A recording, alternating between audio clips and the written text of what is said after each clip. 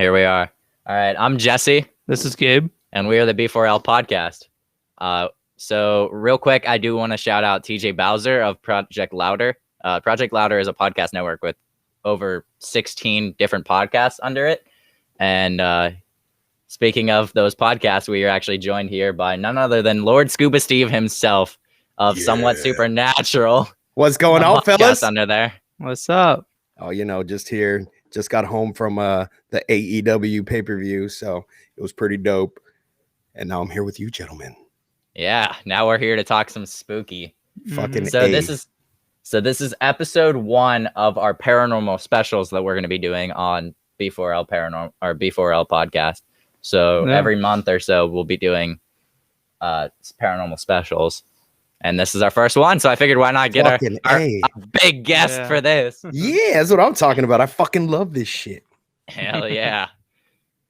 Right off the bat, I don't want to dance around this subject any longer than we need to. So I think that's as far as that cord's gonna go. But I was saying if I could lean back, so I guess I'll just sit forward the entire time. That's what I'm doing. I'll live. But right off the bat, I think to get to know each other, I think we should all share some paranormal standout experiences that we've had. Yeah. Fucking A. So I think Scuba, you should start us off here, being you're the big guy, and also I forgot to mention, but you have your own paranormal investigation group. Yes, I do. Dark Side Paranormal. We actually just passed our year together as a team. Collectively, we have over probably about 17 years of paranormal experience altogether. But this is our 1 year anniversary just passed as Dark Side Paranormal, and things are just ramping up, man. We have a really big investigation coming up at a very well-known haunted spot here in Texas, in Mineral Wells, Texas, called the Haunted Hill House. And we booked that one for the beginning of November, I believe. That's the one that's in the beginning of November. And then in October, we are headed back up to the Hallettsville jail to lead a first ever group investigation with my team, and we're gonna have guests, and it's gonna be a sleepover for certain VIP members. That's awesome. Yeah, so it's gonna be pretty dope. But yeah, man. Basically, and if you didn't gather, he's from Texas. From Texas. I don't know if I have a fucking accent or not, but I am from Texas. I've lived here all my fucking life. I've always been, I don't want to say obsessed with the paranormal, but the paranormal has always been intriguing. Very, very intriguing. I have seen a lot of stuff, especially growing up in the neighborhood that I grew up in. For some reason, there's just this weird energy there that even, our parents would talk about things that they would see when they were kids. And could it be just, that they built up those legends in our head that, we saw the same shit, or, was it actually something that was there? So, my whole, years living in the neighborhood that I grew up in, I grew up with stories of spirits and entities and cryptids that are very well known, especially, here in South Texas and Mexico. We have a lot of fucked up legends, man. Fucking lot of them, like La Llorona. There's Lechuzas, and of course there's the movie La Llorona that came out. And which one? There's so many. Well, the one that was tied into the Conjuring universe, which none of them really got the story right. I know. I heard that one was kind of the most accurate. It was the most accurate as far as the opening story. The story about her and how she fell in love with this man and she drowned her kids. That was more accurate than any of the other movies that I have seen legend wise. Now, throughout the years and ages, things change, stories change. Yeah, so, do we know this is exactly what occurred? Of course not. Do I know this bitch really exists? Yes. Absolutely. Have I heard her cry? Yes, the fuck I have. Wow. Multiple times. And it's not a coyote. It's not any kind of animal. It is a fucking woman's cry that you hear camping in the fucking middle of the night. And it's La Llorona. It's a fucking distinct cry. And that is probably, I really haven't touched base on her on Somewhat Supernatural just yet. Yeah. That's a big one. Yeah, that's a big one. Especially because, like I said, it's such a well-known legend. Even if you're not from that area. Yeah, and so it's even not, we know about it. Yeah. So it's like I said, I'm gonna save that for season 2, possibly. Looking past that, past season 2, I don't know exactly what I'm gonna dabble on, but I am on break right now from season 1. I did the season finale not too long ago. Needed a little break. And we will be starting up the new podcast, which is the Ghost Vatos Chronicle, where my paranormal team will be discussing our investigations, showing evidence from our investigations live on Facebook, so that way we can have people chat and interact with us. That's awesome. And we're also going to get, TikTok is blowing up with all these paranormal videos. Oh, yeah. So we're going to try to debunk those and give our professional opinion on those. But back to why the fuck I am so interested in the paranormal. Like I said, growing up the way I did and where I did, I can't tell you how many things I've seen. The first thing that comes to mind from one of the very first things that I ever witnessed as a kid was the Hat Man. Yeah. Now, at the time, I didn't know what the Hat Man was. I had no idea what the Hat Man was. I just remember. Maybe we should elaborate on him a little bit. Well, I'll get to that. I'll get to that. Because I don't even know if you know about the Hat Man. Okay, so I do. And I even messaged you when I listened to the episode. Exactly. So the very first time that I saw this entity, I was awake. There was no sleep paralysis. My cousin and I were watching Thriller. I just looked out the back window and there was this fucking shadow standing in the backyard with a trench coat, a detective hat. I couldn't see any facial features, nothing. I just saw somebody standing back there, complete solid, but you could make out the hat. You could see that the collar of the trench coat was up, and he looked like something like a 1940s detective. Told my cousin Ricky. My cousin Ricky went out there with his BB gun. No, what the fuck was he going to do with a BB gun if there was somebody back there? But there was nobody out there. And so that was the very first time that I remember. Now, if I saw anything before that, I don't really remember. I don't remember it, yeah. But this is the first one that sticks in my mind. And every time I talk about it, still to this day, it gives me chills. Yeah. And anytime I talk about this entity, just because I've witnessed it so many times in my life. Second time I saw it was, I don't know if it was a month or a few years later or whatever, but I'm living in a completely different area here in Corpus. And I'm laying down in bed, and there was an alley right by my window. And at the end of this alley, there was a street light. One street light, that's it. Now, back in the 80s, we used to sleep with our windows open. There was no big deal. It wasn't anything that was out of the ordinary. That's just how it was. It was safe to do that shit back then. Yeah.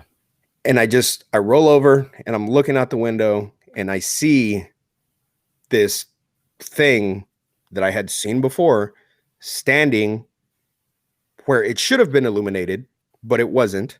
And it was just a shadow again, but the same thing, the hat, the trench coat. But this time I noticed like a tail moving back and forth, and it turned to walk away, and it was whistling that tune. I will never forget that fucking tune. And it just kept doing it over and over again. And then it was gone.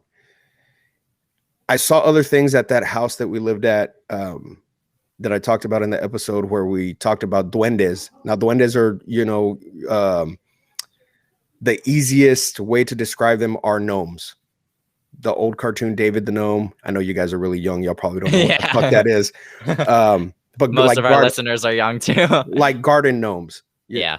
That's the easiest way to describe them, but they're not happy-go-lucky garden gnomes. They're these little evil creatures that just have really bad intentions sometimes. Sometimes they don't. Sometimes there's been stories where they help kids out of the woods and save them, but then there's other stories where they drug them into the woods and fucking murdered them and ate them. So I did see one of those at that same house when I was a kid. And then I did witness the Hat Man again. I want to say it was maybe 17 or 18. I was spending the night at my friend's house, and I woke up with sleep paralysis. Now, this was the first time that I saw the Hat Man where I had sleep paralysis. And I remember there was things floating around, and I'm laying in bed, and I see him standing there, and I'm trying to scream. And I'm at my friend's house, and I was going through a really rough time in my life, so I started going to church because that's everybody's answer. Let's go to church. Yeah. Nothing wrong with that. That's just not for me. If that's for, any of your listeners or you guys, hey, that's great. It's just not for me. So it was really out of the ordinary for me to do that. Yeah. And I remember just trying to get this scream out, and I see him, and he's closer than he's ever been. I've never seen him this close to where he's actually just a few feet away from me. Still could not see his face. It's just black. It is the blackest black that I've ever seen. The room was completely black. Absolute darkness, the absence of light entirely. He is a void when you see him, because I've seen him before too. So years go by, and I'm an admin on. Then this is when Facebook first got started. You guys were probably still in fucking middle school or elementary when this shit happened. Funny story. I was trying to figure out how old you are, and I went on your Facebook and saw a MySpace link, and I was like, "That's the answer I needed." Oh, you're a dick. I was like, "That's the answer I was looking for." I am 39 years old. I am old enough to be your dad. All right. And I say that because my son is 20 years old. Did you just say he might be? No, I said if I had one. Oh, damn. Lack of dad jokes. That's what we call our dad jokes. Damn. So I'm an admin on this Facebook page called Corpus Christi Paranormal Stories. And people would send us stories, and we would just post them up, and people were able to discuss on them. And I get this message, and I open it. And the lady's telling me that her son had seen this entity in his room. He said it, and he described it as the blackest black he had ever seen. And so I'm like, okay, wow, this is fucking weird. Like, this sounds exactly like what the fuck I saw when I was a kid. Yeah.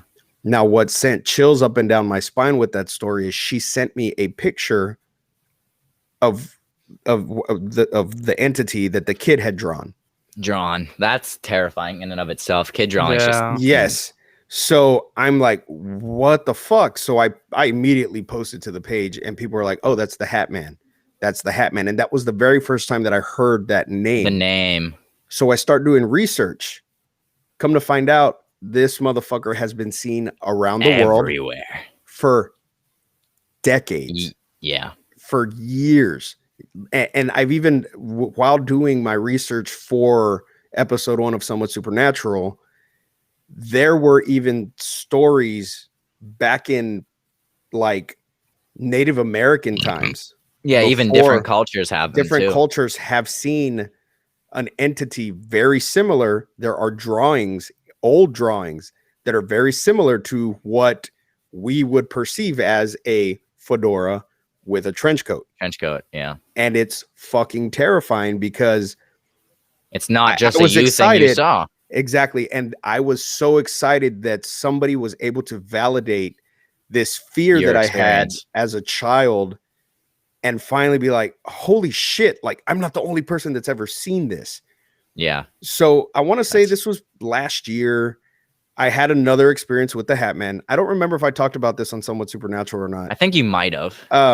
I did have a sleep paralysis episode. I saw Hat Man, but this time he had glowing eyes. I saw two glowing eyes. Yeah, I remember you talked about this one. This is where you snapped the picture. Yes, I did get a picture, and I posted it on Facebook. I had complete sleep paralysis, but I was able to move, and I moved fast. My phone was, I want to say it was on my chest, and so I just kind of grabbed it and, snapped the fucking picture. Snapped the picture. And in this fucking picture, you see two glowing white eyes, and it's just complete darkness where there shouldn't be darkness. Darkness, yeah. And that was the most recent time that I saw him. Now, the weird part of this is somebody messaged me on Facebook, and he was like, I don't know why, something told me to look you up and ask you if you've ever seen this entity. Now, this was at the beginning of Somewhat Supernatural. I didn't even have any followers. I don't even think anybody ever really listened to the first fucking episode that I threw out there.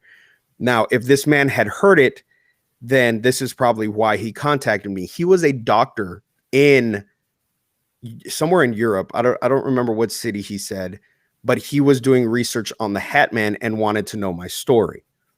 And so I gave him my story, and he was writing a paper or some shit about it. So he said he would be in contact with me again, and I never heard from the dude again. So But there's some really good documentaries on Amazon Prime about the Hat Man if you guys ever want to go and check it out. Now, I wanted to watch that one after you talked about it on Somewhat Supernatural. I never got around to it though. I do say if you're gonna watch this, make sure that you are ready for a sleepless night, because you will toss and turn and every shadow will look like the Hat Man to you. Yeah. And it's not something that I suggest going to research if you are not strong-willed, because he will make contact with you. Now, he's never harmed anybody. No, he's just a watcher. He's a watcher. Yeah. He won't harm you. But seeing him gives you the most terrifying feeling. Yeah. Yes, I've never been that scared. Bone chilling. Exactly. So, I mean, that's really what drew me to the paranormal, is trying to find out what is there and what isn't, validate what you saw and know that these things are out there and real. And I love that. It's fascinating to see how different people get into things. Yeah. I don't know what got you into the paranormal, but personally, I've seen spirits since I was as young as I can remember. The oldest one that I can remember was somewhat, I don't even remember when I was old, but I was young. How old I was young though. And it was after my great aunt, my grandma's brother's wife, is that great aunt. If you don't, like, a lot of people are like, what's a great aunt, great uncle? That's what that is. Yeah. She had passed, and I woke up one night from a dream, and I was like sort of lucid, and I could move. It wasn't sleep paralysis. Yeah, I could move and was lucid, and she was sitting at the foot of my bed singing "I'm a Little Petunia in an Onion Patch," because she always used to sing that to me as a kid. And she like touched the end of the bed and said, "I'm all right," and then she was gone. And I was a kid, so at the time I wasn't frightened as in she was gonna hurt me. I was just frightened knowing as a kid that she had passed, and I saw her. Yeah. And I told my mom that, and she's like, "Well, that's impossible," or whatever. Angels will come to visit, ghosts aren't real, whatever. Typical parent things that you would associate with when you tell your parents that you saw a ghost. Yeah. And if they're not believers, then that's what the response I got. And that was probably the first encounter that I can remember. And ever since then, there was a long time in between then I can remember my next paranormal encounter. But that was really the first one for me. And that was just, I was like, well, death isn't the end. That's what really put it in my head. I don't know what yours was. I didn't really have like a personal, first one. I guess I did, but not really. So when I was younger, like way younger, apparently there was like this female spirit. I remember you and Raven talking about this on episode 2. And she touched your balls. No, no. Damn. No, a female spirit. I'm still waiting to find that spirit. Yeah, right? Anyways, basically, anytime we would like cry, me or my older brother, when we were like young, like babies, very kids, young, toddlers, like something would pull the pillow underneath my mom's head to get up and help us. Oh wow. Yeah. And also, and your mom has told you this one. Yeah. You guys used to play together. Yeah, and literally we would tell her about like a little girl we used to play with. Yeah. Huh. That's that crazy. Doesn't. Now, what's horrifying to me about that is first, and I don't know why, I will run into, if somebody says, "Oh, there's a demon in there," I will fucking run in there. It doesn't frighten me. If somebody says, "Hey, there's a child ghost in there," I won't fucking go in there. I don't know why child spirits frighten me. Scare me. I feel that too. Like they shouldn't, because a lot of them are playful. Yeah, but the problem with that is, and what I know, and you can validate this if you correct me if I'm wrong, because you're far more experienced in this field than me. But I also know that negative, demonic, whatever you want to, whatever your beliefs are, they will disguise themselves as kids because they assume that it is like a friendly thing that you would associate it with, so you would get closer to it, and it makes you vulnerable. Yeah, it makes you vulnerable and easy to, and they love that. Yeah. But even at that, man, like I said, we've gone to investigations where people are like, "Oh, there's it's possessed by a demon, or demon possession is taking place here," or, whatever the case, and we go in and we're just like, "We're here, motherfuckers! Like, show yourself," and we're professional about it, of course, but Yeah, less in my antagonistic than that. In my head, I'm like, let's fucking do it. Like, I did an show me. investigation. I did an investigation a few months ago where one of the main reports was black-eyed children, and I was so fucking horrified to see one of these little fuckers. Those are something that is known in so many locations to be. Yes. And so hell no. this town that we visited, that the town basically shut down for us. It was so fucking cool. They treated us like we were celebrities. It was fucking awesome. Like the sheriffs were there. They had security for us to watch That's the awesome. building so nobody would go in there. Oh yeah, so you wouldn't get interrupted. So yeah. The sheriffs took us to the old jailhouse to show us where the gallows used to be. Like it was fucking amazing. And that wasn't even part of anything that we had planned. And cars were driving by. People came up to us and wanted our autographs because they had never met, paranormal investigators before. So we're in this hotel and it's beautiful. You could tell that back in the 1900s, this hotel was just beautiful. But it was run down. It hadn't been in use since the 80s. Nobody knows why it shut down. It just went out of business. And these reports of black-eyed children being seen in the windows and up on the banisters. And so we go, and I always have a body cam with me in case my camera dies, because I know my body cam lasts 12 hours regardless. That battery on my body cam is not going out if my my handheld goes out.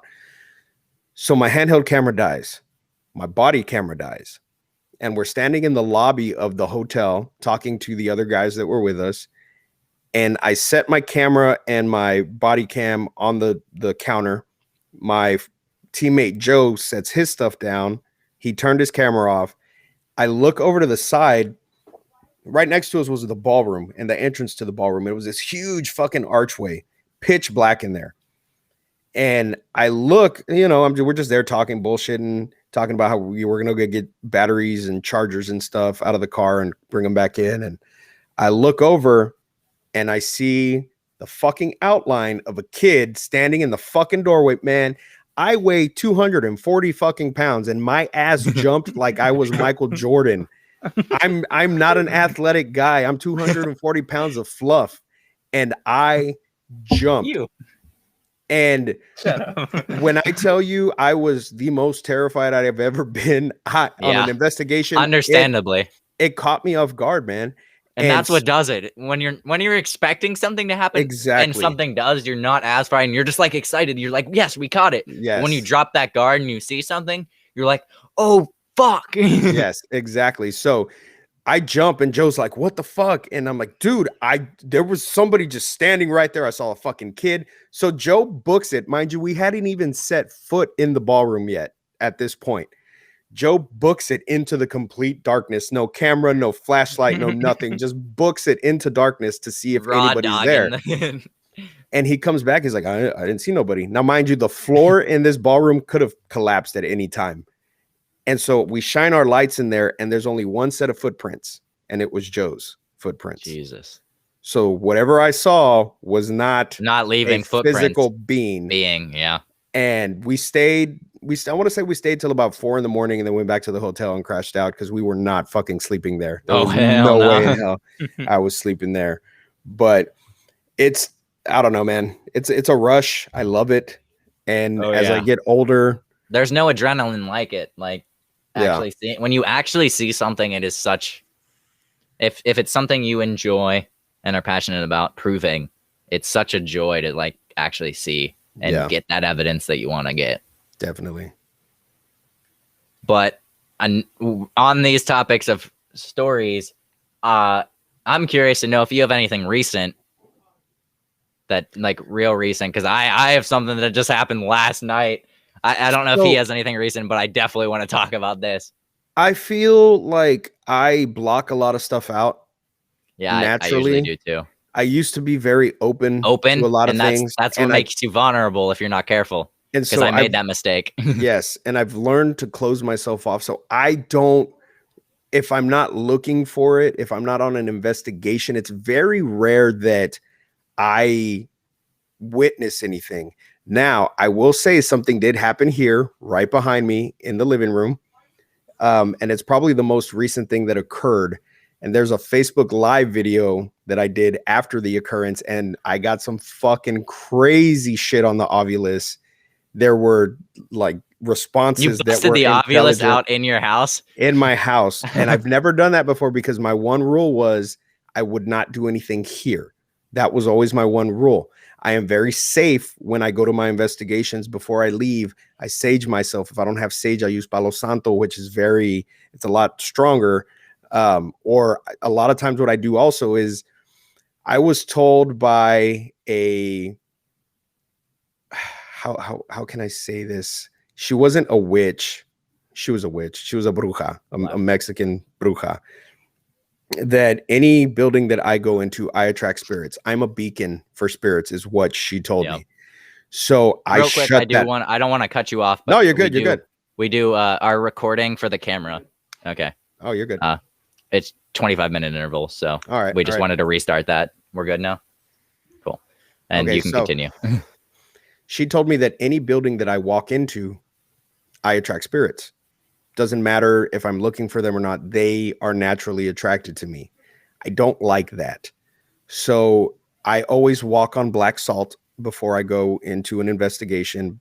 I try to do it if I go into a place that I've never been before. Hospitals, courthouses, anything like that. Even now, I try to always have black salt on me. So that way I can throw some on the ground and I walk on it. And that is something that she says will help spirits from not seeing me the way that they do. But that's not what occurred. What occurred here, my son's mind you, my son's 20 years old. My son's 6'3", 6'4", big boy. He's a big boy. Me. And he's like, Dad, I feel like something's here. I'm like, you're crazy. There's nothing here. Like I'm fully protected. I don't bring anything home. I've never brought anything home. There's nothing here. Well, we had done an investigation at the very first morgue here in Corpus, which is now it's called House of Rock. It's a music venue. They converted it to a music venue / restaurant. And in the basement, that's where they used to keep the bodies. So we were the first paranormal group to ever be able to investigate. I fucked up because my back, I have sciatic nerve problems. So my back was out at the time. I went in a vulnerable state and something followed me home. Now, I didn't believe my son at first until he said, Dad, look, I just took this picture. I just came out of my room. There's no wet, nothing on the floor. I didn't make this up. And he sent me a picture of a fucking wet child's footprint. Oh, hell in the no. middle, in the fucking middle of our living room, there was, directly behind me, there was a footprint about 3 or 4 inches long. And you could see the toes. You could see a foot. It was a fucking footprint. So I'm like, no, it's got to be the dogs or something. I just blew it off. I get a motion notification on my video camera later while I'm at work. This is during the day. My kid's here by himself. He already graduated, so he's here by himself sleeping. I get a fucking motion detection notice on my phone. And at the same time, I get a text message from him. He's like, Dad, I just woke up. I swear there's something here. I heard something. And I'm like, no, you're tripping, dude. He's like, Dad, there was something trying to jiggle my door. Now, right here, this door behind me with the Crystal Lake sign, that's the door to his room. So I go and I look, and I fucking shit you not. If I can find the photo, I'll send it to you. It is legs. That's it. Just legs? Just legs. On the video camera. Nobody else is here, just my son, and there are legs walking right here. Cameraman just shaking his head no. And I just got chills up and down my legs right now. Legs fucking, that's it. And then in one of the other pictures that was taken, because it at this time I didn't have it set up to record, it would just take a picture. Yeah. Mm-hmm. Right in the corner over here, in one of the other frames, or the pictures that it sent, was dark. So I checked the other photos that were taken. You could see fine. And then it was just shadow in this area right here. Frame. In that one frame, nothing but shadow. Insane. So then I'm like, okay, I'm going to bust out equipment. I will put my REM pod. And so I go to Facebook Live. I have equipment set up behind me. My fucking REM pod is fucking going off. And I'm like, You know what a REM pod is? Yeah. Okay. So I'm like, fuck. So I go and I turn it off and I'm like, okay, well, maybe it's fucking up. It has a malfunction or something. So I move it to a different spot. Starts going off again. And I'm like, okay, I'm going to bust out the Ovilus. So I start asking questions and it's answering intelligently. It tells me there are 7 spirits here. That was one of the first questions. I asked, how many spirits are here? And it said 7. And I was like, okay, cool. What are your names? It said 7 fucking names. Yo. The entire time while it was answering other questions, it would say other names. And it did a total of 7 names. The first spirit I was talking to, his name was Andrew.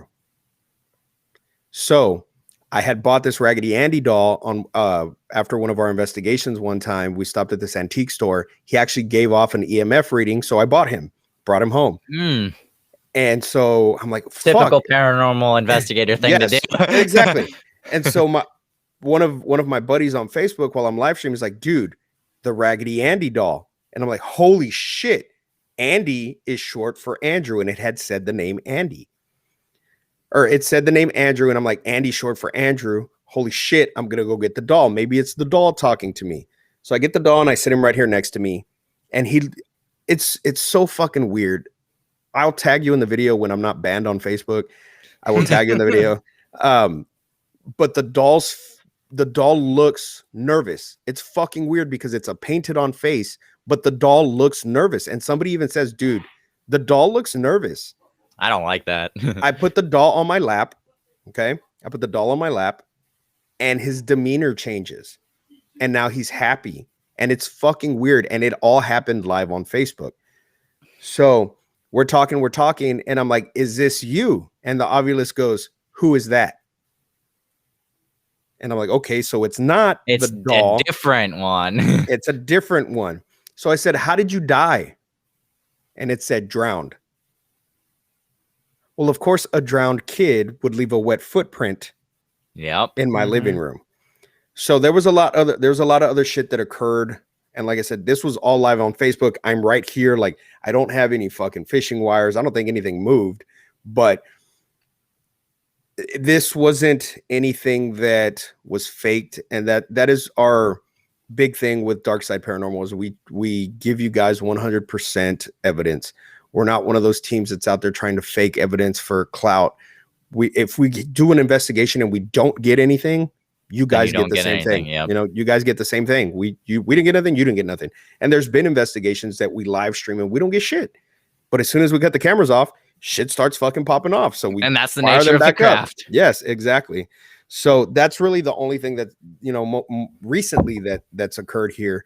Because like I said, I try to block everything out, you know, even if I get up in the middle of the night to get water or something, I don't fucking pay attention to nothing. I have all my horror shit. So everywhere, I just fucking attribute it to that. And if I see a shadow or something, like, oh, well, it's my fucking Freddy mannequin or it's my Michael mannequin or it's my Jason mannequin. Like, I'm not fucking worried about it. So what about you guys? What did you see tonight? I want to know what you guys heard tonight or saw tonight. Heard tonight. We'll get to that. Yeah. I'm going to keep you on edge, but I want to talk about what I saw last night. And the night before, whenever I briefly messaged you, was I was listening to Somewhat Supernatural literally all day. I took a nap, and not that you put me to sleep because I had surgery, so that's why I'm voice and falling asleep from the meds that they have me on from the surgery. But no, I was listening all day to just some episodes that I had heard before and like ones that I didn't.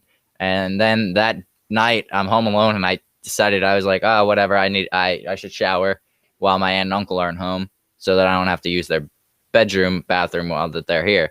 And I'm like, okay, so I'd go and take a shower as any normal man would, does the normal things in the shower.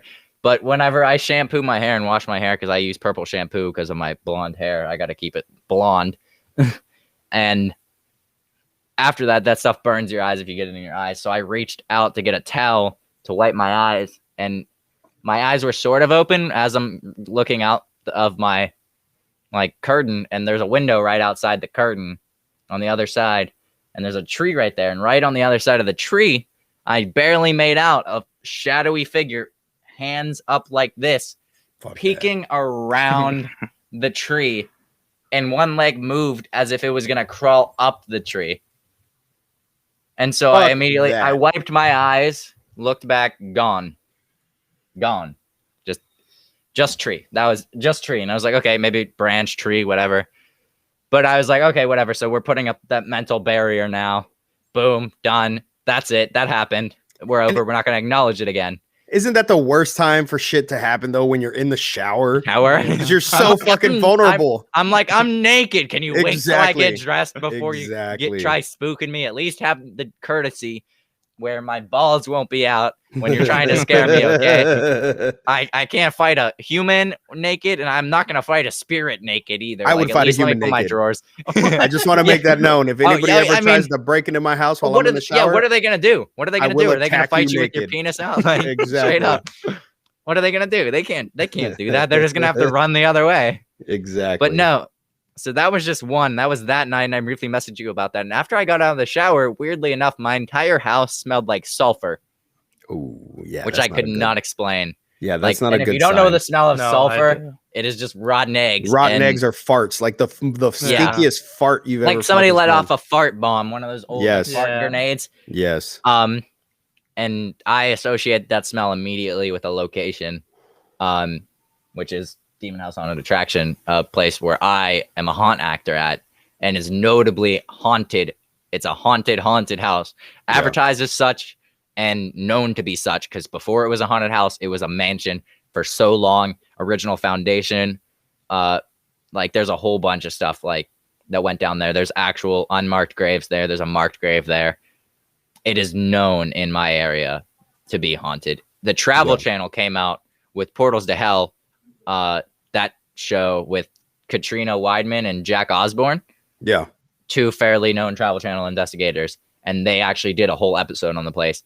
And it was an interesting episode because they dug for history, because the history is so clouded in rumors. So they were digging for the truth just to find it. And they found a lot of truth in it, and they got some good evidence. That like the standout one that Jack talks about, even like on an interview post the episode, was he was talking about an EVP that he got in the kitchen there. He set the recorder down and was asking questions, and each time that he would ask a question, he'd get a tap. But it wouldn't tap for every question. It was almost a tap for a yes, or a tap for, and it wouldn't tap for no. If it didn't like your question, it wouldn't tap. Yeah. And they couldn't explain it because the recorder shouldn't have picked something up. So he would move the recorder to see if it would pick it up in a different location. And same tap would happen again for questions. And they got a lot of confirmation that way. They found out that who they were talking to was, his name was John, who is known to be one of the original owners of the place way, way back. Yeah. But that smell working there, especially during Halloween, we call it the weekend is what we call it as actors there. We call it the weekend.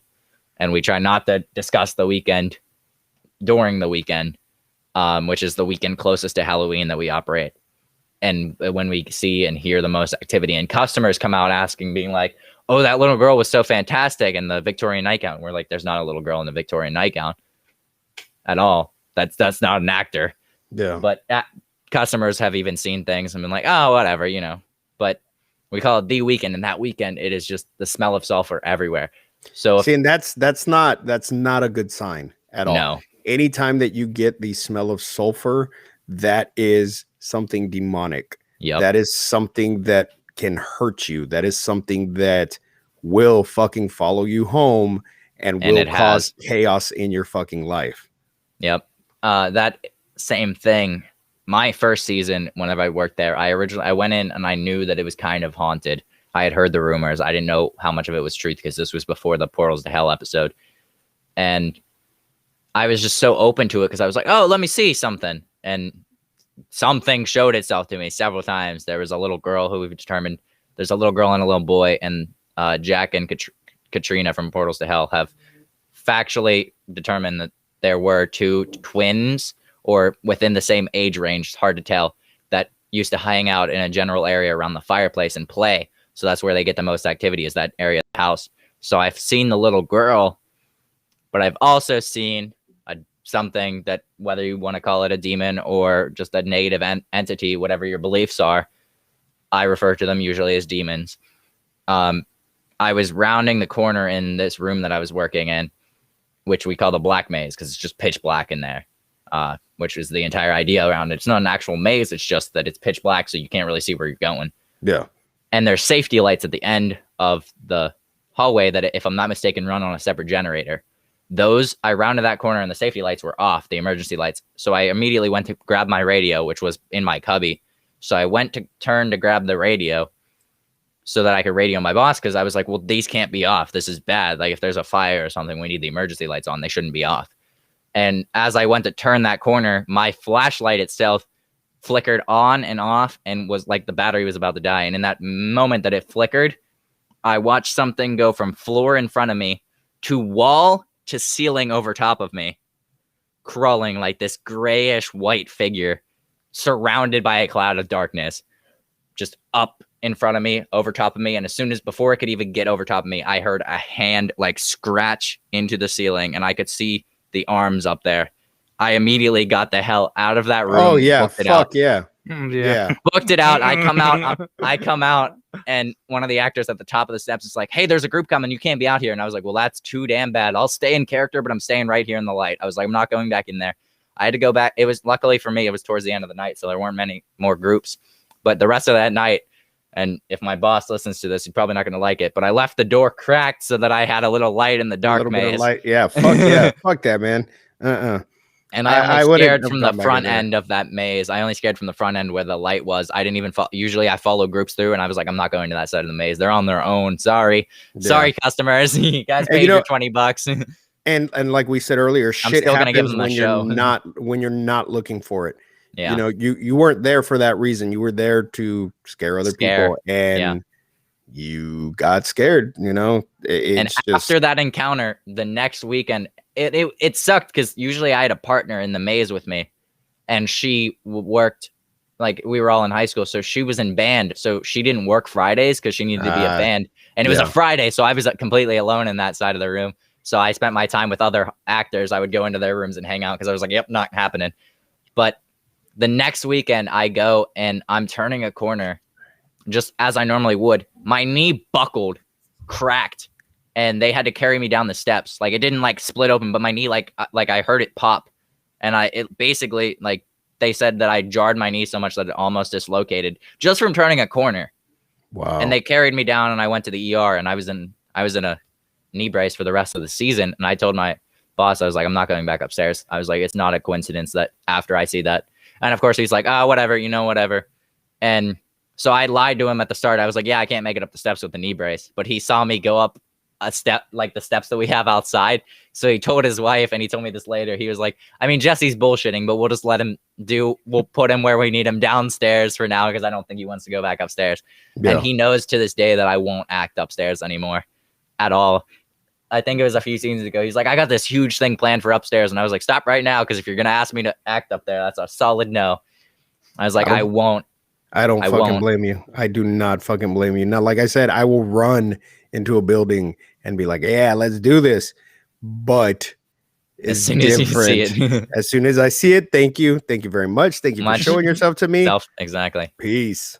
And I don't know, because that same season, or the following season, I believe it was, something had attached itself to me, and I don't know if it was that or if it was something else, but whatever it was, I was plagued with sleep paralysis that year, and it sucked because it was my junior year, so this would have been my second season there, and like junior year, big year, like I was in all AP courses, so like I'm losing sleep and failing tests because I'm not getting sleep and not studying and everything like that because I'm getting plagued with sleep paralysis. I would wake up from sleep paralysis, and before I could get all the way out of sleep paralysis, something would pull me right back in. But like in that moment that I was out, I would get enough of a yell out that it would wake my mom, and she'd come upstairs and have to physically pull me out of it, like shake me and shake my bed.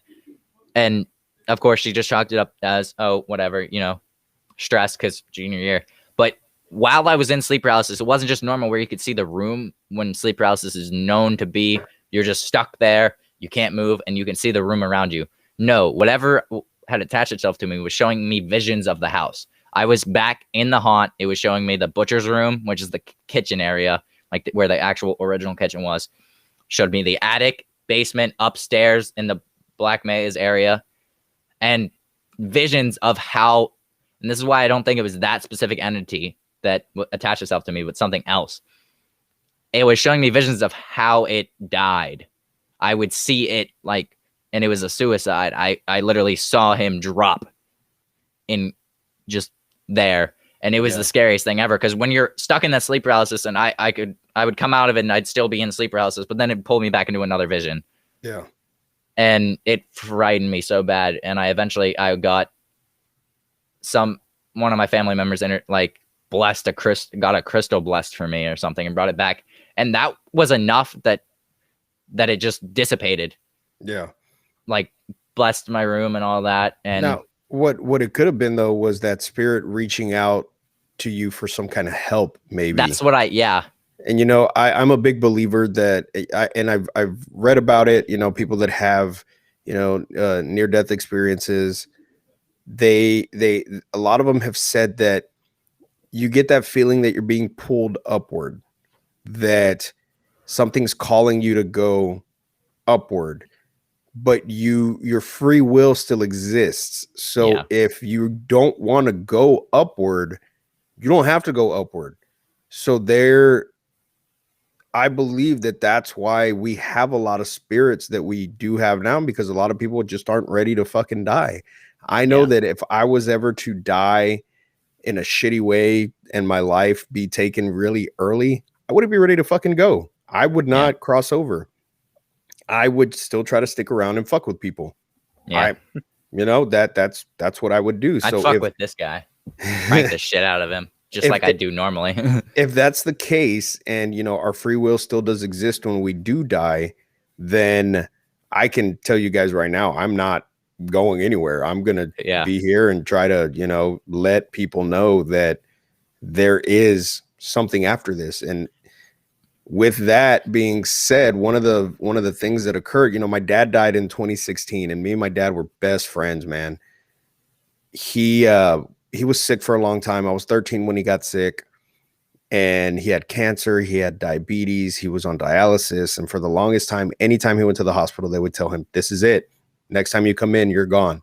And he proved them wrong every fucking time. And he was in a car accident on his way to dialysis. He hurt his neck. He had to have surgery on his neck. So he was in a rehabilitation hospital for about a month. They let him out, and he didn't make it through the weekend.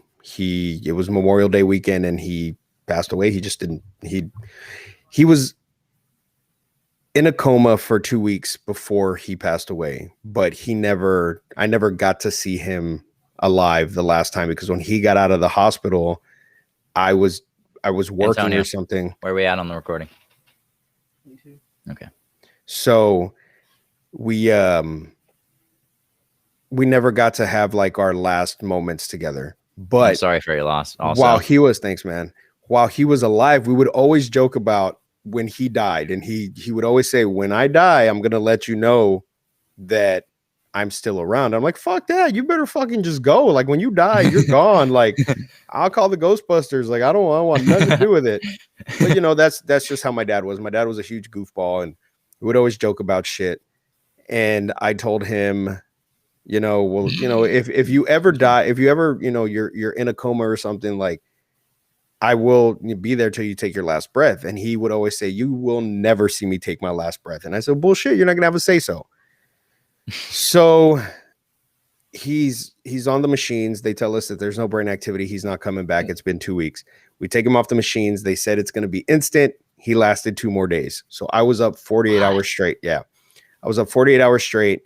They were just making him comfortable at this point. And I'm sitting there holding his hand the entire time. And I'm like, Dad, like, stop fighting. It's okay. You can go. Like, I'm going to be fine. Like, me and my brother and my sister will be fine. Like, I got this. So he's still fighting, and they had put a cot in the room, and my grandma got up, and she's like, oh, I'll sit with your dad for a little bit. I was like, Grandma, I just need to rest my eyes for 5 minutes. I'm going to set my alarm, and I'll get back up. Like, I'm not going to leave Dad's side. So the cot was right next to my dad's bed. I lay down. As soon as my head touched that pillow, I was fucking out. Not 30 seconds later, my grandma comes and wakes me up and tells me that my dad took his last breath. So I sit up and I start fucking laughing. I start laughing and crying at the same time. And she's like, "What's wrong with you?" I was like, "He fucking told me he would not let me see him take his last breath." And that's what he was waiting on. He was waiting on me to fall asleep so that he could, you wouldn't have to see it. So my sister starts saying after that, because my sister wasn't able to come down. She had my niece prematurely because of the stress. So my sister keeps saying, "Oh, I feel my dad. I feel my dad." I'm like, "You weren't even close to dad. Like he said he would let me know." And I was getting so mad because where was my sign? Where was my sign? So I laid down one night and I fucking roll over and I have my arm like this and I feel a hand go into my hand and I fucking jump up and have the biggest smile on my face because it was my dad. I felt my dad's hand. It was my dad. Like I felt the roughness of his hand. It didn't scare me. It was the most like calming fucking feeling. Calming one, yeah. And it was months after he passed away. And I was just so, at that point I knew, okay. And still to this day, I don't really grieve his death. And I still really haven't grieved his death. And it's because of that, because I know that it's okay. You know, he showed me that he's fine and he's still around. And so. Yeah, no, that's crazy. That was a lot. Mm-hmm. Yeah. That's probably the most personal. I've dealt with death for like a long time. I've lost almost every near father figure I've had. I've never had there was never a real dad in my life, but every male figure that I had has always passed. So that's something near and dear to me. Yeah, and that's the most personal experience that I've ever had with this type of thing. Like, you know, and like I said, my dad was my best friend. He was my go-to person. Anytime I had a shitty day, you know, was he annoying as fuck? Yes. He would call me like, "Tomorrow, Dad, I'll go see you tomorrow. I'll go see you tomorrow." And I just, you know, that's my one regret is that I wish I would have fucking spent more time with him than I actually did. But like, I know when I'm having a shitty fucking day, I can talk to him and I know he fucking hears me, you know? Yeah.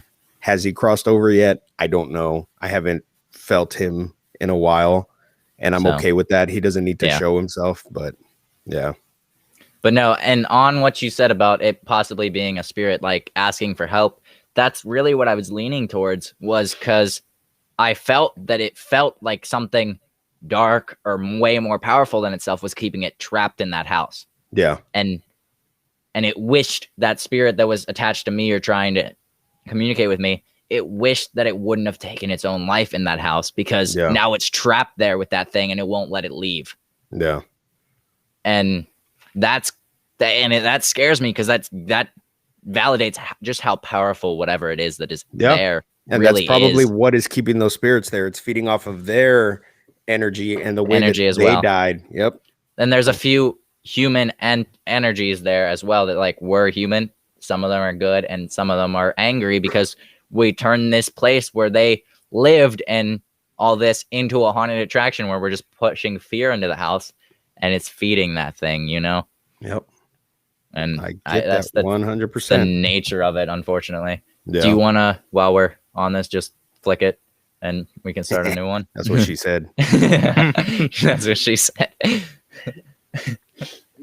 But just last night, because I know you want to hear what happened to us outside, which isn't really something that happened, but I scared them unintentionally.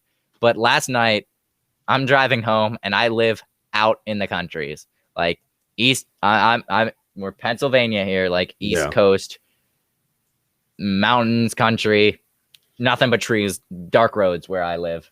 Driving last night home, and I'm driving home, and like 20 or 30 feet in front of me, I see something book it across the road. And my first thought was, oh, it's a deer. But as I like squinted and focused more, the way that it ran like a human on all fours, booking it at a deer's full speed run. Yeah, he's like, hell no. Is that what we were thinking was the W word? Possibly. Huh. What color was it? Grayish, Yeah. lightish gray, So- bone, lot of bone. So for those of you listening that don't know what the W word is, Where I'm it not is. going to say the W Say it. word. You I'm not won't even say going it. to. I'm not going to even spell it. There is a Native American legend with the W word, and We call them Winnie boys. Yeah. yeah, and that's even getting way too close to fucking saying the real Saying it, name. then you that don't like it. I won't even. They're fucking talking about a Wendigo. All right, he thinks he Yeah. saw a fucking Wendigo, so I take full responsibility. I'm gonna have this fucking cleanse the fuck out of my house right now, because yeah, fuck that. Yeah. I've That's never. where my mind went, because whenever I initially saw it, I was like, deer. It's got to be a deer. But the way it was running at deer speed, ran like a human. If a human's hunched over, booking it on its hands and legs, no there's human's fucking capable way. of running that no. as fast as a deer like that. Yeah, And it no. just moved so Agile. agile that, and by the time that I drove past where it was, gone. Yeah. And I was like, hell no. So at the same time, roughly same timestamp, my aunt is across the street at a bonfire with the neighbors, and she's walking back across the street. And in the woods, she hears, hello? Oh, Hello? fuck that. Hello? Fuck a whole bunch of that. And I was like, well, at least it wasn't saying help, because we have a creepy neighbor that we're like, oh, well, maybe somebody's in his basement was the joke. But Yeah. the fact that it was hello at the same time, and people who don't know about the W word, they are known to like spot on mimic human calls Yep. to try to lure in their prey. They're all Yep. about getting you alone.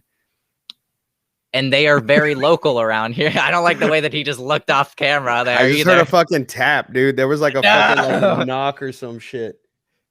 You should have seen Antonio's face. He's like Antonio's this. face is like, no, our cameraman's not having a good time. Whoa. But they are known to do that to try to lure their prey away. Oh, he's taking the headset off. It might be my upstairs neighbors. I'm Hopefully. hoping it's my I'm gonna leave this off. I'm hoping it's my upstairs neighbor. We'll see. Yeah. But anyway, so they are known to do that because they like to get people alone. Yeah. As opposed to, and the fact I mean, that that's a lot like the how can I say this other name? Because I ain't fucking trying to get that bad juju on me either. the one that's more local to you. The SWs. Yeah, the They, SW is near you. Yeah, those are very Being as he took one for the team instead of ours, he's talking about skinwalkers. yes. Now that I They are much more local to your area as opposed to where we have the W boys yes on The our W side of the boys. coast. yes And you have the SW boys yes over we have there, the SW Middies, boys.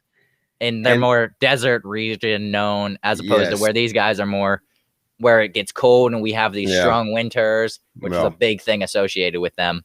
Wait, And it's very didn't it just recently start getting a lot colder around Yeah, here? exactly. too? It's starting Yeah. to get fall. That's starting to why get fall, they're yeah. coming out. so the SWs they and the Winnie boys they have a lot of Native American history behind them. Yeah, I actually brought up just so that we could educate while we do this. I have a list of like He has paragraphs. basically of information about them because I want to be true to the culture that they come from. So Yeah. SW boys are known from Navajo culture, Yes. and they consider them more of a harmful witch who has the ability to turn into, possess, disguise themselves as animals. Yep. And the term is never used for healers in like because they have healer witches that they're known for. They're Mhm. never used for that. Yep. And this is a fun one that they called it the Yi, and I'm not even going to try to pronounce it, but they have an actual name for it because I don't want to butcher this name and upset anybody, but it's some long Indian name for it, and it translates to it goes on all fours. By means of it, it goes on all fours. No. So it also talked about how some animals that they morph into or whatever, because they are supposed to be shape-shifting creatures, sort of, and tricksters is a big thing they're known for, such as coyotes. And it may include other creatures that are associated with death or bad omens, crows, whatever. But crows aren't always associated with that either. Yeah. And so we have a legend down here called the Lechuza, and the Lechuza is very similar to that Navajo legend of the SWs, except it's a female witch that turns into an owl, and she has all of the features of an owl, but the face still of a woman. Oh, and I have seen, and I shit you not, I put this on everything. No. I have seen these things before. I did an episode of Somewhat Supernatural on it. You guys want to know more about them? Check it out. I want to say it was maybe episode 3 or 4. It's Lechuzas. And whenever my cousin and I would be together, we'd be leaving our high school. Anytime we had like dances at school or whatever, I'd always give him a ride home because we lived in the same neighborhood. And we always saw the same fucking owl. And when I say owl, it's not, this bitch was huge and fucking white.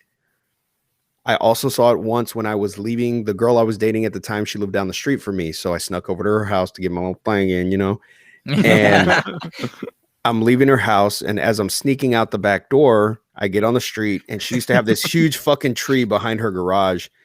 And I hear fucking just like fucking wings. And I look up and flapping.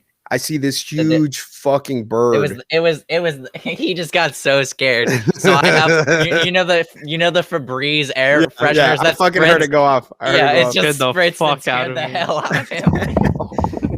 So I fucking hear these fucking wings flapping, and I look up and I just see this huge fucking owl land in the tree, and it just fucking like disappeared, like behind the leaves and shit. And I just fucking booked it. Now, mind you, at the time I was in high school. As you should. I was in high school. It was a lot thinner and a lot more, faster. Agile. And I fucking booked it. Got home. I told my grandma. Now, a lot of the stuff that I know because of my grandma. A lot of the ways that I know how to do certain, I don't want to say spells because they're not fucking spells, but a lot of the protection stuff I learned from my grandmother. And awesome. So I told her I saw a fucking Lechuza, and she's like, well, you know what you got to do. So I walked outside and I was like, fuck you, bitch. Stay the fuck away from me. Because that's how you get rid of them. You have to cuss at them. Really? What? You have to cuss at them. That. Okay. Yes. All respect, but that's the most Texan thing I've ever heard. Yeah, it's fucking. That's the most crazy. Texan thing I've ever heard. And it's not even a Texan thing; it's a Mexican thing. Mexican man. thing. Like, even still, like that's awesome. You have to cuss them out. You have to. And it's really fucked up too, because if you are like dicks to your parents or something, that's when they come after you. Like if you're being a dick to your parents, or if you're doing shit you're not supposed to fucking be doing, like that's when the Lechuza will come and gouge your eyes out. Yeah. Also, I have an interesting fact that I didn't know that I learned in my research about SW boys, which is the legend of the skinny boys or the SW boys is not well understood outside of the Navajo culture, and it's mostly due to the reluctance to discuss the subject with outsiders. They won't talk about it. Yep. And traditionally, Navajo people are reluctant to reveal the lore of them to non-Navajos or talk or discuss it among those they don't trust either, which that one was really interesting to me. Yeah. And that was just fascinating. And that's why it's just this culture-based thing.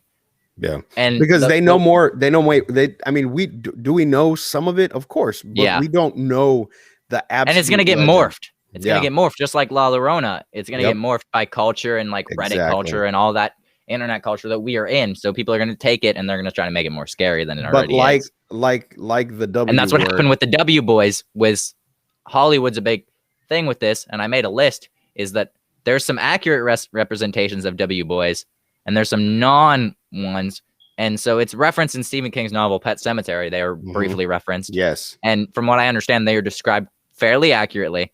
Until Dawn, the PlayStation game, is apparently the most accurate depiction of them. Fucking was going to mention that game. I love that game. Is amazing. Game. The story of it is fabulous.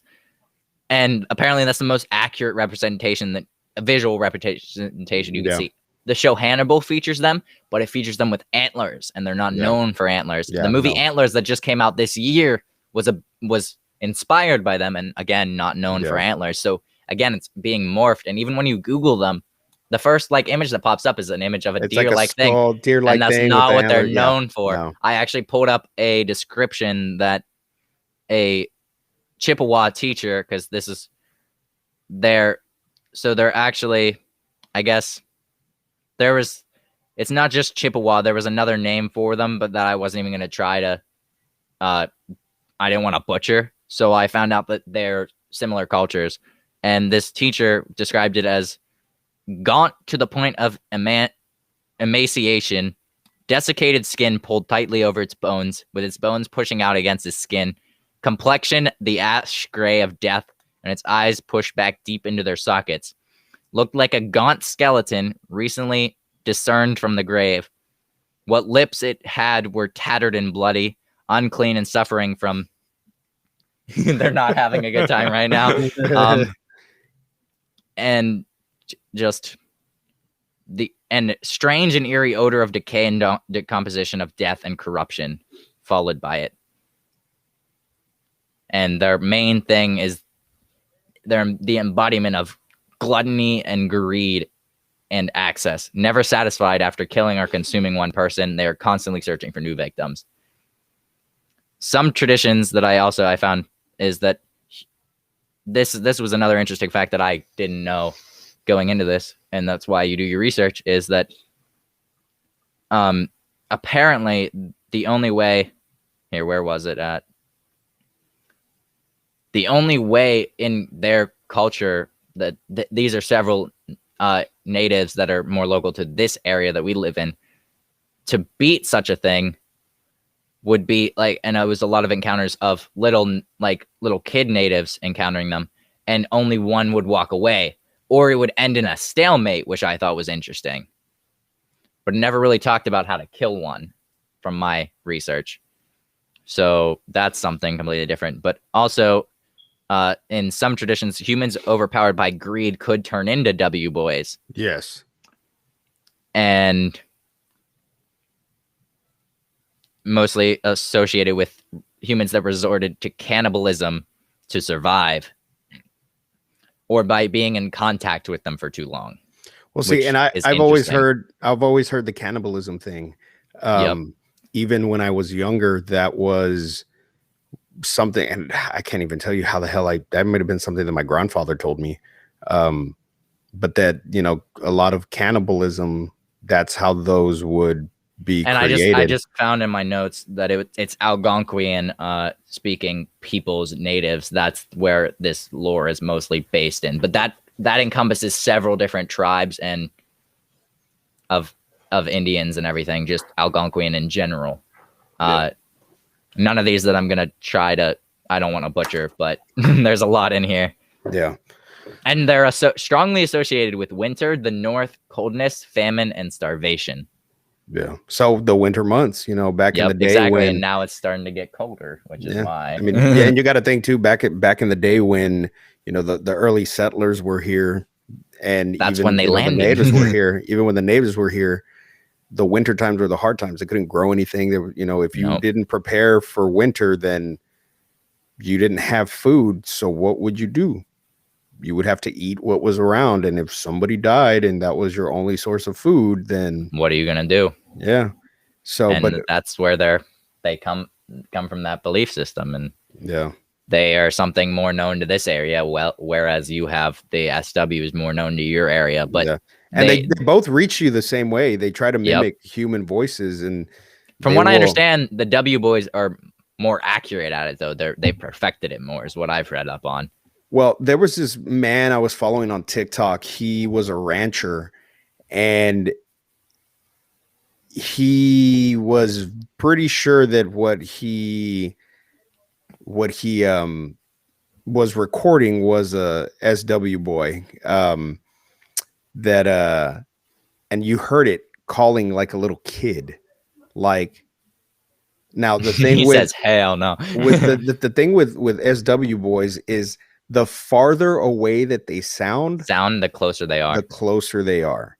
Yep. So this thing sounded off in the distance, and he was like, nope. It's because they're trying to like make you think that you're safe. Yep. And I watched a TikToker who did the same thing, and he said the best approach to getting away from it is just play it cool and walk away, get back to where you were going. Do not run. They want you to run. They like to chase. Now, the thing that made me, because there's a lot of shit on TikTok that's fucking bullshit. Yeah. But the thing that made me believe this man, his horse was getting spooked. Oh, yeah. Animals can feel those. He was on his horse, and his horse was getting spooked and would not move forward. Oh, it would not move forward, and he needed to go that way. And the horse would not budge. You could tell the horse was fucking spooked, and you could hear, I don't remember if it was saying, help me. It might have been saying, help me. And it sounded far off in the distance, and the fucking horse would not fucking move.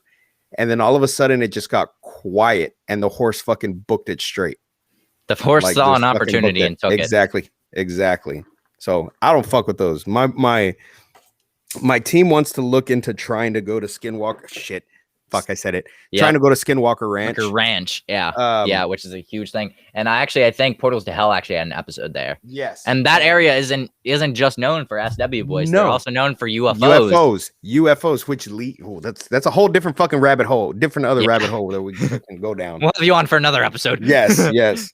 That would, if you want to talk UFOs, you need to get Bowser on, because Bowser will talk. We'll bring him in too. He is fucking horrified of UFOs and aliens. Like that is the one thing he is fucking so frightened of, and I don't fucking blame him. Yep. But yeah, fucking no, if you can go there, that's a big investigation. Yeah, but I also have the description of what they reference the W boys as, which is they consider it a mythological creature or evil spirit, which originates from the folklore of First Nations based in or around the East Coast forests of Canada, the Great Plains of the United States, and the Great Lakes region of the United States. And speakers of Algonquian family languages. They're often said to be malevolent spirits, sometimes depicted as a creature with human-like characteristics, which possesses human beings. They can invoke feelings of insatisfiable greed or hunger, the desire to cannibalize other humans, as well as the propensity to commit murders and all that fall under its influences, which I didn't know either. And on this, in psychology, there is what's called W psychosis. Yeah. And they reference that as the symptoms such as intense craving for human flesh and the intense fear of becoming a cannibal, which is where Hannibal, like the TV show, leaned into that psychology thing, because he's a psychiatrist. If you guys aren't familiar with the Hannibal character, but yeah, that's what leaned into all of that. But they exaggerated the looks to be more scary by giving it like antlers and everything, because Hollywood. Well, and I mean, but here's another thing. Change the look because the legends are true and you don't want to invoke that shit. That's a good idea as well. You create your own version of this creature, call it the same thing. Yeah. But you're not giving power to the actual entity that exist, and you're not invoking them. Yeah, maybe you're saying the name, but you're not giving the description. And I don't think they ever named them by name, other than I saw the Funko Pop for it, and that's what it called. And I was like, well, I mean, I'm a Funko collector, but I don't want that one in my collection. Yeah, fuck that. Fuck a whole bunch of that. No. I was like, fuck that. I'm good. I have a Mothman Funko. That's good enough for me. Yeah, fucking love Mothman. He's adorable, like the Mothman Funko. They give him tiny little adorable eyes. Funkos are sick. Yeah, you did an episode on Mothman on Somewhat Supernatural. That's one of my favorite episodes because I love that. I really only knew about the Mothman because of the Mothman prophecies. Yeah. And then, I absolutely love that fucking movie. It's one of my all-time favorite films. So doing research for that episode was fucking great. And then to come to find out, one of my former students had actually been to that area and gone to the museum and saw the statue. Yeah, I want to go there. Yeah. It'd be fucking great. It's on my bucket list to go. For sure. It's got to be. Not ever anything I want to run into. I don't ever want to run into him. No. But, No, because he's not known to be a negative entity, just to symbolize something negative Some coming. shit's about to go down. Yep. Exactly.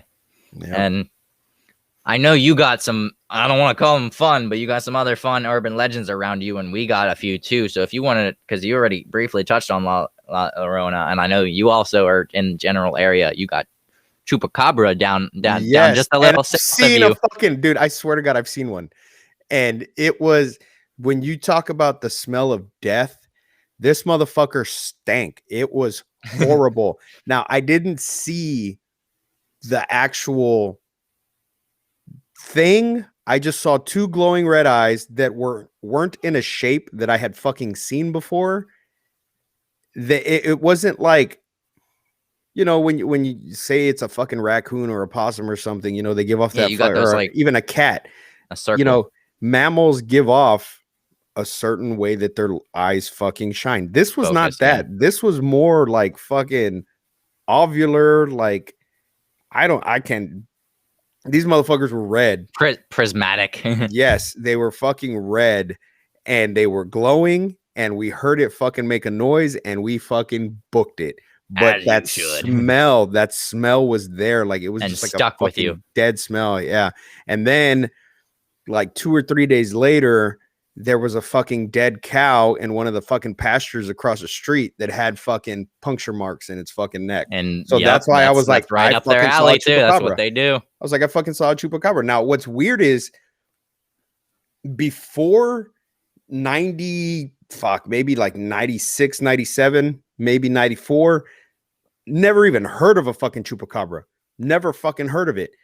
And in Mexico, there was this huge fucking craze going on that people saw the fucking chupacabra, and it was this fucking big thing. And, you know, my grandma watches nothing but the fucking Spanish channel. So I would sit there and watch these fucking, like, actual legit fucking news stations in fucking Mexico giving fucking reports about the fucking chupacabra. And I'm like, what the fuck is going on in Mexico?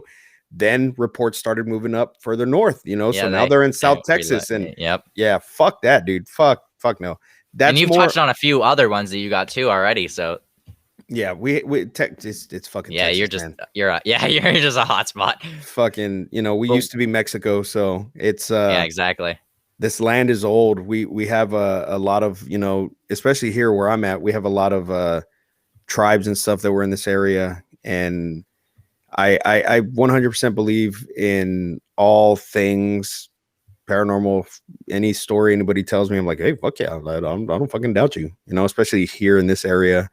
I just, like I said, the way I grew up and my culture, it's just, there's just shit that you can't, you know, throw to the side and say, oh, this is bullshit, because it's exactly. It's not. In our area, specifically where our region of PA, we actually have what we call the Green Man, and he's a pretty well-known one, and that ties into locations that we got too. But basically, Green Man, he had an actual name, and I did some research on him too, which I already knew about him because I grew up in the area where his tunnel is, which they call Green Man's Tunnel. So let me enlighten you on Mr. Green Man here. Okay, so basically, might as well just out this area. So residents of South Park area near Pittsburgh during the 1950s often spotted a strange figure walking along Route 351 night. The figure was a man without a face who allegedly emitted a greenish glow to him. Locals were frightened, obviously, and turns out his name was Ray Robinson, and he had been severely electrocuted as a child and lost most of his facial features. So sort of like the Elephant Man, how he had that. I've like the heard Elephant this. Man had that. Yeah. I've heard this. I don't remember where, but I've heard about this before. Yeah, sort of like the Elephant Man, like features, but 4. Okay. And then, and he only came out at night due to his disfigurement. Because even then, I mean, people are mean. The world is mean. All right, let's be real. Yeah. And he did not emit a glow of any sort, obviously, because he was a person at the time. and he would actually be a nice guy to people who approached him and chat with him. And it's just something that's been morphed over time. But there's an area where he actually is known to hang out, and this legend has been twisted and turned so much that there's 2 tunnels associated with him, but only one of the tunnels is actually the legit tunnel, and that's the one I grew up by. And the other one, people just knew because it was in that South Park area, so they were like, "Oh yeah, that's the one." But a little area away is West Mifflin area, where the tunnel actually was. But the South Park one, so many people would go to that they eventually filled it in with salt and used it as salt storage for the winter, so that it would be harder for them to get in, and also act as salt storage because it was just an old train tunnel. There's the actual tunnel that I grew up by, which we refer to as Green Man's Tunnel. Me and my friends actually got in so much trouble because we had to cross a busy highway to get there, and we rode our bikes down one time. And just even before that, like, we didn't see anything, but that might have been my first association with that feeling of you shouldn't do this, and that I've kind of got where you get that bad feeling now whenever I go into certain places. I had that approaching this tunnel where it was like, okay, there's something here that doesn't want us to be here. And obviously it's okay. So if it's associated to that spirit, he's actually not a harmful being, and he might just want to be left alone. Yeah. So me and my friends actually ended up, before we even got to the tunnel, we ended up turning around, but we still got in mass trouble because we rode our bikes across Lebanon Church Road, which is a busy road. If anyone in the area knows West Mifflin, they know that road is busy. Yeah. But that's a real big one around us. TJ was supposed to take me there, but so we had investigate because I was just there in Pittsburgh a few weekends ago. And that's how we met, because I forgot to talk about that in the intro. But yeah, we met at Comic-Con through TJ. Yeah. And so we were supposed to go Thursday night. It starts fucking pouring, like torrential fucking rain. And I'm like, well, there goes our fucking chance of going investigating, because I did bring equipment. I wanted to go check out areas there that, I normally wouldn't be able to fucking get to. Yeah. And so then we were going to go Friday night, fucking pouring again. Like, it was just like the and that's what makes me think didn't want me to go. Yeah, exactly. And I think it's more so he wants to be left alone. Yeah. Yeah. After all that, because I do genuinely think that's the area that he more so hangs out in now. Yeah. As opposed to walking, although there are rumors that he still walks that route at night, and now he gives off that greenish glow because there was so much legend around him. Yeah. But he's actually not a harmful spirit or anything. Yeah. Well, but that's a real big known one around us. The more you talk about these things, the more energy you give them. It's kind of like Freddy Krueger in the movies. The town completely forgot about him, so he lost his power. But you start talking about these things and start reminding people about these things, and you're giving them that. I also think that's a way we live on too, is by talking about our family members and all that. It's that is how you carry on. Yeah. Certain things like that, not just with legends and like that, but I genuinely think that's why it didn't want me to go down there, was he just wants to be left alone now. Which makes sense. I mean, yeah, but that's a real well-known one around us in our area. And I don't know that a lot of people know the actual real history behind Ray Robinson. So I wanted to educate some of our listeners about that. It's cool, man. Gabe, you've been super quiet, man. Why are you so quiet? He's just listening. He even told me before this recording, he doesn't know if he's going to have a lot to put in on this, because he's not nearly as into all of this information as I am, and been open to this and learned about all this. He's had his fair share of experiences, and even his house, and I freaked him out like a week or so ago when we were recording afterwards, because I have this thing where I can just feel energies around people, and now it's not going to have the same effect as if I were to tell you before you told me your father story. But when I first met you, I felt like a protective father figure, male and energy around you when I first met you. And even him, and I freaked him out whenever I told him this. He was like, well, do you feel anything around me? And I was like, yeah, probably an uncle or a great grandfather or something. And then is it grandfather that in the house, but it's not by blood. But because he's lived in that house so long, he's become accustomed to him. Yeah. So he's sort of protective over Gabe now. So I just want to put he hangs out around him. I just want to put a mark right here for TJ to listen to. Probably about 30 seconds ago to a minute, TJ. Check this. You can even cut this part out. But check the audio because I fucking heard something before Jesse started talking, and I don't know if anybody else heard it. It sounded like, I don't know if you picked that up. Yeah, I can hear that. It sounded like that right before you started talking. I don't think you touched your mic, and I don't think I touched my mic either. Yeah, and I didn't touch mine, but that's what it sounded like. So when TJ checks the audio for this, or when you guys check the audio for this, it's probably from our end because I didn't hear it through the headphones. Yeah. So I heard something. So I just checked 2 minutes back from this point and listen to the audio when you guys get the audio. And I fucking swear to God, I heard so, like maybe it was just if I'm listening back to this, I might piss myself. I'm just saying. Well, yeah, we're gonna have to check the audio. We can talk about that sage. Oh yeah. So we'll roll into, because I'm sure you're dying to hear what happened while we were sitting outside. Which Antonio, where are we at on the recording wise? Antonio. How's Antonio holding up? Antonio. Are we good on the recording? Huh? Like just now? Oh, okay, good.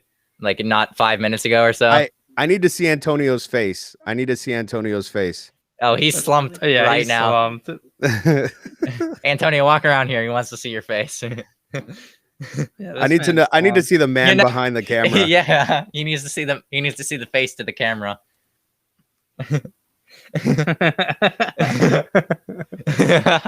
But no, I'm like clapping. I'm like, Antonio, wake up, bro. And I'm like, what are we talking about? Or is he just he's sleeping or like whatever? But yeah, no, so we were sitting outside because I had the brilliant idea, because he's super allergic, and it wasn't a brilliant idea, but he's super allergic to dogs. Our cameraman Antonio is. So we subject him to my house filled with 3 dogs every time we record. Yeah, that's and great. So I was like, why don't we step outside while we wait for Steven and like Scuba to like get back and everything. And so we're sitting outside on the porch, and I do pride myself on my ability. Like, I don't want to call it psychic ability, but I can feel things just like I felt like him, and I've been known to feel about certain people. And I can also protect myself against things with like just a mental barrier. And so I'm sitting on the porch, and these guys are like, and I'm sitting here focused. I didn't even realize I had my hands up, but I'm casting I'm trying to put positive energy around us so that nothing can like breach. I mean, it can if it fights hard enough, but like just that safety blanket, basically. That spiritual safety blanket. And they're like, and he's making the joke like, after I got done with it, because I didn't realize I had my hands up because I was just so focused. And whenever I put it down into the ground, I have a tendency to slam my hands down. And that's just me envisioning it going into the ground, implanted so that nothing can get in. But we're sitting outside, and these guys are just freaking over everything. The carpet out there was wet, and he slid his foot across the carpet, and it squeaked on the porch, and he jumped. And we're sitting out there, we're just listening to music, talking, and he's like, I don't like the fact that you're briefing us on what we're going to talk. We're talking about W Boys briefly, and he's like, I don't want to look any of this up while we're outside. And I was like, well, don't. And I was like, well, here's a picture that is an inaccurate representation of one. But anyway, we're sitting out just minding our own. These guys are spooked, and I'm just chilling for the most part. And then I felt something push against the barrier, and this tightness in the back of my neck and my chest. And I was like, hey, guys, we need to go inside. And they're like, what? And I was like, just get the fuck inside. Like, they're like, yo, I don't like this. And he's like, this motherfucker Antonio tried to be in like, they can have Gabe. Yeah. I went through the door first so I could hold the dogs back, because Antonio can't touch the dog. So I'm like holding like my German Shepherd and my aunt's Mastiff back, and with both hands, just like, no, you can't go out there right now. Sorry. And Gabe was the last one through the door, and he's like, oh, we'll just leave him. I get in, and I'm like, okay, I'm going to lock the doors. And they're like, hell no, I don't like that at all. And I'm like, well, you want me to leave them unlocked? Like, I don't know what you mean. I mean, if something's going to get in, it's going to get in. Exactly. But either way, whenever I felt that push against the barrier, I was like, that's enough for me. All right. The tightness in the chest, like the heaviness and like the neck ache, where I was like, okay, I automatically know that there's something.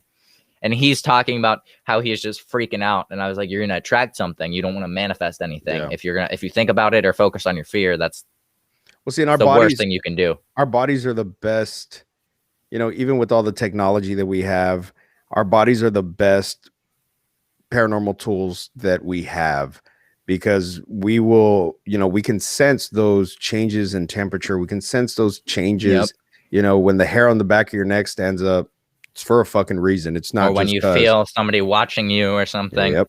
It's for a fucking reason, and I trust my gut more than some of my tools that I use on investigations, because my gut's never fucking proved me Another wrong. thing I've learned is that and I've had a few places where I've tried to go and I want to briefly investigate, but I don't have the tools like you guys do, but I just want to know. So there's been a few places where I would go and I would just automatically feel this sense of unwelcomeness. So I'd be like, all right, I'm sorry for bothering you, disturbing you. All right, I'm going to head out now. Because whenever my gut tells me that, you're good. I'm still here. Okay. But whenever my gut tells me that, I'm like, oh no, that's time to step away. That gut feeling of something doesn't want you there. We're done. Okay, that's it. Cut it. But then we get inside after all that, and I was like, okay, so just to make these guys feel a little bit better and to give a little bit of added protection or whatever, which I wear a lot on me, which I'm sure you can see and everything like that. Constantly, I'm always like wearing it, and it's all over my room and everything. But I lit a sage incense to sort of cleanse, and Antonio went downstairs.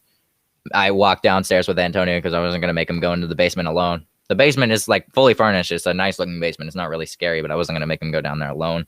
He's never been down there by myself. And we left Gabe up here by himself. And we put the incense where Gabe could see it over the stairwell that we have to go downstairs. And me and Antonio come back not even 5 minutes later.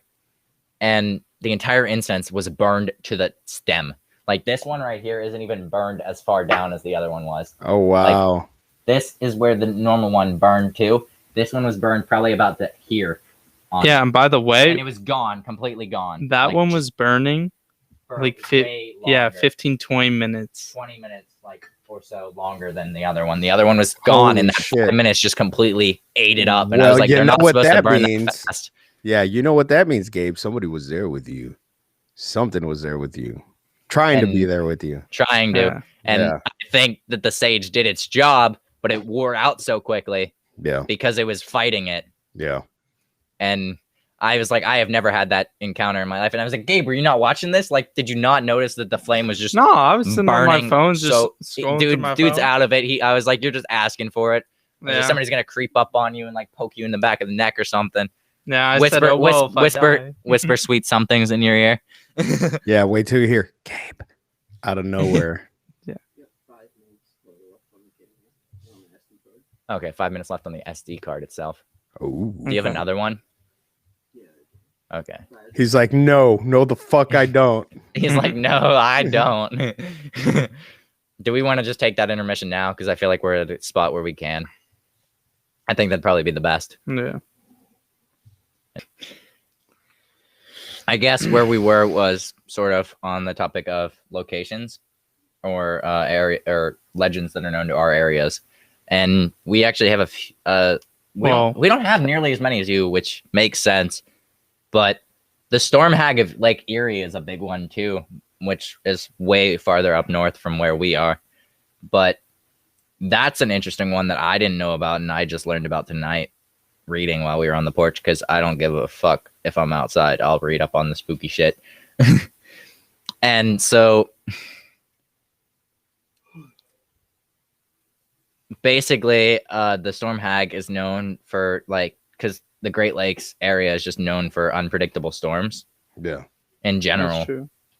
And the Stormhag is said to live at the bottom of the lake, emerging only to feast on unfortunate sailors who are caught in these storms. Venomous nails, strong wraith-like arms, green pointed teeth, slimy green skin, and cat-like eyes that are the last thing her victim ever sees. And like a siren, apparently she sings before the storm too. And I didn't know Erie had that either, which I thought was interesting. The only other one that I found really that's big is the Goblin of Easton. I don't know if you've ever heard of that one, but I've heard of that. Folklore states that a greedy monk who worked in the mission in Easton, Pennsylvania, made a fortune from blackmailing wealthy people who confessed their sins to him. and he grew increasingly forceful with his coercion until finally he was hanged for beating a frail elderly woman to death, which is just insane. The mission was not to rid the evil monk, was not able to rid the monk so easily, though, and his body sprung to life, transforming into a monstrous ghoul before the crowd during his hanging. He disappeared into the nearby forest and returned only to feast upon the remaining monks at his old mission.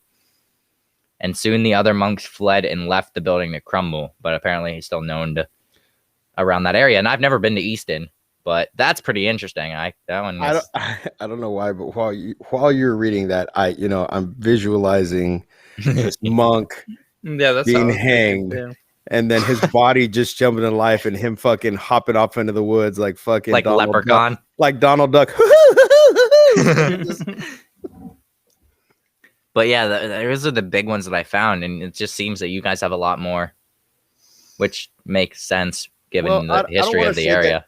I don't want to say that we have more, because I'm sure there's more. They're just more well known, maybe. It's just that you have to remember, it took a while for colonizers to get this far to our part of the country. So a lot of the history that was there has been erased for the most part. Not completely erased, but the legends and histories, they really didn't get a chance to live and thrive the way they did down here. Because I'm sure it's fucked up all over. Every region has their ghost story, legends, and their urban legends and ghost stories and demons and whatever the fuck you want to call them, but I've never, I want to eventually, I should say, do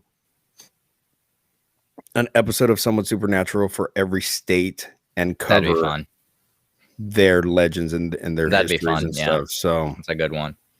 A thing I want to do with my friends and put together a team to do is to go and do a cross-country paranormal investigation where we hit up well-known spots all across the country, Midwest. See, that would be cool Southwest, too. And then hit up the West Coast and everything. That would be great. Big road trip. I don't know that I would want to do big in one go, though. I want to know. I would love to do it all in one go, but I would love to do smaller, like residential hauntings. Not places that are fucking well known. That I would love to get into like the smaller areas, and hey, my house is haunted. Come fucking get some evidence. Go somewhere that nobody's ever been before to try to get legit fucking evidence. And shit, if I could find one in each state and we could fucking make a road trip out of it, I'd be fucking down. Awesome.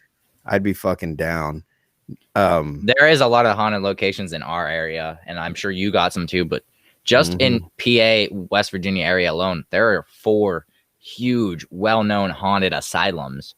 You have Pennhurst, you got Trans-Allegheny, Moundsville, and Eastern State, and they're all within like 8 hours, 8 to 12 hours of each other. And it's just crazy because they each have their own dark-seated history. I can't remember which one, but one of them has the last known, if it's gas chamber or electric chair execution, I can't remember. But the last known one in the U.S. is known to be at one of those, and I can't remember which one. But they each have their own dark history, which you find a lot in places like that. One of the main places I really, really fucking want to go to, one of the big investigations I would love to do, is Waverly Hills. Yep. That has always been a big one too. Yeah. That one would be on my fucking bucket list to actually check that one out. And I just, man, the history in that place is just any of those places, any old hospitals or asylums or places like that, they just have so much fucking bad energy there. Alcatraz is a big one on my bucket list. That I'd love to rent the entire island out. That would be fucking amazing. It'd be a top tier investigation just to have the entire island. Mm-hmm. And they do it. I know that much. I don't know what their price is, but I called. And the funny thing is to get in contact with them, you have to go through the California, I don't want to say state trooper, but the state or the park service, I think is what it is. Yeah, it's a park service because it's a national. It's a national. It's a park, national or a monument state park. Yeah. And you have to go call their service, and then they're like, "Well, we don't actually know this, so we're gonna actually need to talk to the people over here, but we'll get back to you."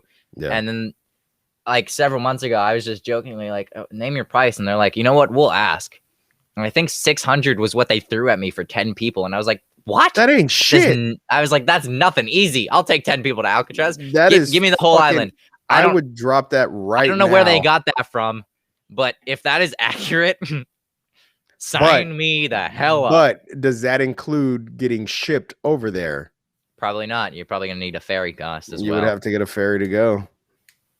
Yeah. And a lot of my friends that I'd want like on the team, I can't get them on a boat. I'm going to need to drug them and like put them to kidnap them, get them on a boat and be like, surprise, you're on an island now. Just give them some acid. They'll be all right.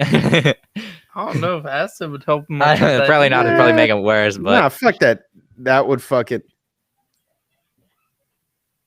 Oh, my kid was laughing. That was my kid laughing. Yeah, that's I was like, what the fuck was that? Fuck was that? Yeah, fuck, man. So when I was 13, I had my first spirit quest with my grandfather, and I drank peyote tea. Very fucking interesting. That shit opens you up to everything. Like you see some shit that. Yeah, that sounds like a no-go for me. I'm not a fan.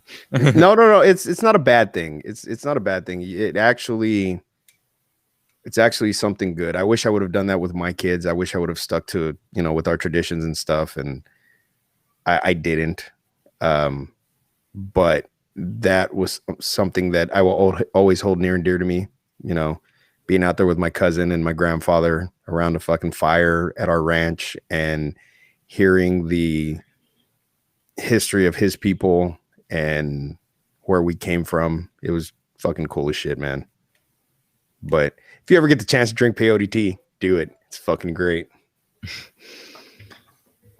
But yeah, I wanted to touch on some like well-known, because those are big ones around us. And then, as I said, the closest one that I've been to is Demon House Haunted Attraction, which self-plug sort of. Depending on when this episode comes out, that might already be open, but we open September 10th and run through November 7th. Friday, Saturday, Sundays, online. Yeah, I feel like this is gonna be out after. Probably, but either way, definitely check them out because one of the funnest haunts, and I've went through as a customer before. Top tier haunt, and you might see some shit that's not supposed to be there. Not an actor. Who knows? And they do ghost tours. I don't know when Chris is bringing back ghost tours, but they do ghost tours as well. That's not going to be until after the season. Yeah. But that actually rolls into some big news that we got and haven't cut out of one episode. But it'd be perfect to bring up with you here, which is tentatively late November to early December or mid-November, whatever works for you guys, and we can get in touch with the haunt and everything. All of us joint here, cameraman included, which he's not too thrilled about. He's shaking his head now. And your brother even, we want to bring into this. We will all, and his team over at Darkside, we want to bring out the PA and have a team investigation at this place because we'll be able to cover way more ground that way. And I think if we split off into groups and investigate at the same time, we might get some stuff that lines up, and we might get there's a lot of potential to get some solid evidence there. And the guys are fucking stoked. Big place. The guys are stoked. I did talk to them about it, and they were like, "Fuck yeah!" Like we're fucking down. I'm like, "Well, are we gonna do their research? Watch that episode." Oh no, they have like Hill. These guys are they're just as into this. But that shit episode as I am. didn't do that. I really think that episode didn't. Yeah, and that's what I told him. I was like, Jesse actually works there. Like, this is like, he told me some shit, and it's legit there. And so they briefly touched on it, but they brushed over it in the episode. They talked about the dark and energy there, like an entity. Briefly touched on it, but then brushed over it because they were like, okay, let's focus on this and try to get some evidence for that. but there is some dark ass history in that place. Yeah. Like it just can't be explained. There's so many unexplained deaths and murders and suicides and everything. It's just such an old house. You're bound to have that. Yeah. And it's carried on through so many family lineages that, and then there's unmarked graves that we haven't even found that, from what I understand, they went through with a sonar thing and found more. Damn. Even more on the grounds. And then there's an actual tombstone. And she is one of those spirits that is not happy about that place, her tombstone, which is partially because I feel that her tombstone was disrespected at some point because we didn't put a fence up until recently. But we had several instances of having to kick customers off of the tombstone because they were standing on it, disrespecting it and everything like that. And it's like, yeah, don't do that because you're just putting that on us. You can leave at the end of the night. In the end, we got to come back here tomorrow night and do the same thing. And you're just... But yeah, that's a big investigation for us. That's probably going to be our first one. And I wanted to bring you guys into it. Listen, we're fucking down, man. All I'm requesting is you better not ever leave me alone in there. Oh, no. Well, see, and now that you said that, Gabe, I feel like we're going to have to... No. We're going to have to use Gabe as a trigger object. And I actually have some trigger objects I want to bring in there as well. And so I know you've tried someone somewhat supernatural as well that I think you could bring. One of your guys could bring, because I think one of your other one you had on your guest who was on your team talked about a specific container of salt that you guys use as a trigger object. I can tell you that something in that house is not going to like that, and so that salt was I guess, I don't know if they did an exorcism or what the fuck, but that salt was used in that ritual, and the container that it's in, we were told never open the container because part of the entity is trapped in that container. Oh, I don't know. Yeah, we'll just brush over that and not tell Chris that. We don't want to. We'll just give you another one. We've never opened it. We wouldn't open it there either. We would never open it. But we do use it as a trigger object because it does attract shit to it. Now, if we have this thing there and it fucking opens on its own, I'm quitting the paranormal game altogether. And I will no longer act at that house. So if Chris Pert, if you were listening to this episode, if that mysteriously opens, you will be down an actor / volunteer, because I can only volunteer this season because of my job. Yeah. But yeah, nope, never again. Sorry. Yeah, it's salt from the Sloss furnace. You guys can look up the Sloss furnace and check out the history that's there. Now, I did call them and ask them if we could do an investigation there. They said they no longer do that because people started doing rituals and shit out there, and so they no longer allow people to do investigations. On the bright side, we don't have to deal with any of that at the haunt because it is a functioning haunted house with a security system. Yeah, which we could use in the investigation also. Yeah, and that would be great. Great, because we would get different angles of stuff. Yep. But yeah, so nobody goes up there without the owners knowing. Mm-hmm. So yeah, that's completely out. But whatever happened before it was a haunted house, that who knows. Yeah, some of that history is just so clouded because of rumors and everything. It shrouds things like that, and they're like, let's take this and morph it. The big one was a witch and even Portals to Hell talked about it, and they sort of debunked one witch that was said to have lived there during the Salem witch trials, and they looked up her name, and there was nothing they could find on that, but they did find the Colvins who own the place. And funny enough, on the Colvin's tombstone, which is in a graveyard near the area, but not on the property, obviously, above their below their surname on the tombstone is a broom. But I know that some people are trying to debunk that, and I don't know if it is entirely debunked as being an upside down torch. But I don't know. But that's something too. And even they brought in a psychic medium there, and when she stepped foot in the attic, which is some place I hate going, she said that there was something like a portal or something that was opened here, or somebody tried to in that area. Yeah.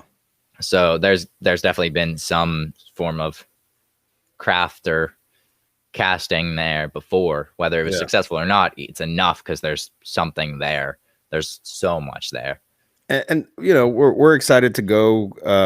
We're probably going to drive to make a fucking adventure out of it. It'll take us roughly 48 hours to get there. We already mapped it out and stuff, and we want to make a fucking whole thing out of it, recording as we're driving up there and talking about the history of the place. And That'd be awesome. We're really fucking excited for this investigation. A lot of the things it's that awesome we do, because there's not so much history that is known, so it's almost like you're finding it yourself. yes, as well. And that's the best part. That's really fun. And the investigation opens that ability to even find more than we already know out, and we can also pass that information on to the owners so that they know even more about the property that they own, which was a big thing that they loved, and were able to learn more about their property through Katrina and Jack being there for Portals to Hell. They taught them a lot and everything, so it's an opportunity for them as well. Yeah, we'll have a lot of cool fucking equipment. I have some shit I'm gonna build. Yeah. I built our SLS device. I built our spirit portal. You use a Connect for it? I did. Yeah, that's what theirs is used out of as well. I found the schematics for it, and I was like, it seems fucking easy enough. And so my first run at it fucking sucked because I used an old camcorder battery, so that son of a bitch was heavy as shit. And I had an old Chromebook instead of a tablet, so it made it really heavy. The fucking sucker weighed about 20 pounds. Yeah. And so I have the condensed version of it, and weighs about 5 pounds, maybe a little bit less, but it's fucking accurate as shit. Oh yeah, they've got some stuff on even their SLS. The owners have their own and that they built, and they've gotten a lot on it. It's just insane. Also, I learned, and I'm not sure if this is fact or not, but somebody, and I can't remember if it was them or somebody else that had told me that the original reason that Connect was discontinued was because it was picking up other figures. Yep. It was picking up, and it was scaring kids, so that they were like, okay, stop manufacturing. Yep. They fucking picking up the object, like other. That's the rumor. Yeah, I don't know if it's fact or not. But here's the thing. Why didn't they come out with it for the upgraded boxes? What was going on that they stopped doing? The Connect was fun. You know what I mean? The games were fucking great. To actually be able to interact like that was fucking amazing. Why get rid of the technology? Yeah. They're all about advancing the technology in new gen. So why would you leave that one to? Yeah, that one fascinated me whenever somebody told me that. I was like, I don't know if that's fact or not, but I like that. Yep. I mean, and it's accurate as fuck, man, because you can be pointing this sucker where there's nothing there, nothing that will make a fucking human stick figure. Yep. And then boom, there's a stick figure there. And there's even an app. If you have one of the newer iPhones, there's an app called hold on, let me see what it's called. Even if you have a fucking Samsung, like one of the ones with the dual cameras, you can use, it's called GhostTube SLS, and it works pretty fucking good. I mean, it's the Connect is still better, because it's fucking more accurate. But I don't know if you can see it, but that's GhostTube SLS. It fucking uses your camera, so I didn't know that was a thing. That's sick. So I can fucking turn my camera around, and it'll fucking it'll track my face. Let me see if I can fucking. You can't really tell. My camera sucks. It's not fucking all. I kind of see it, but you see how it's tracking my fucking. Hold on. Yeah, it's tracking my face. It's got the dots on there. So if anything else, were around me.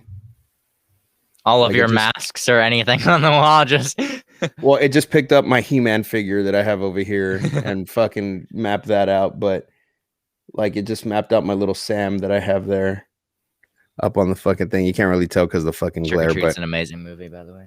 Yes, it is. But no, GhostTube SLS GhostTube SLS. If you have, I think you guys talked about that on Gorn more, actually. Yeah. If you have a phone that has, multiple cameras on it, that's an actually easy way to get, a higher end device. If you can't afford to put together your own SLS device, that one works.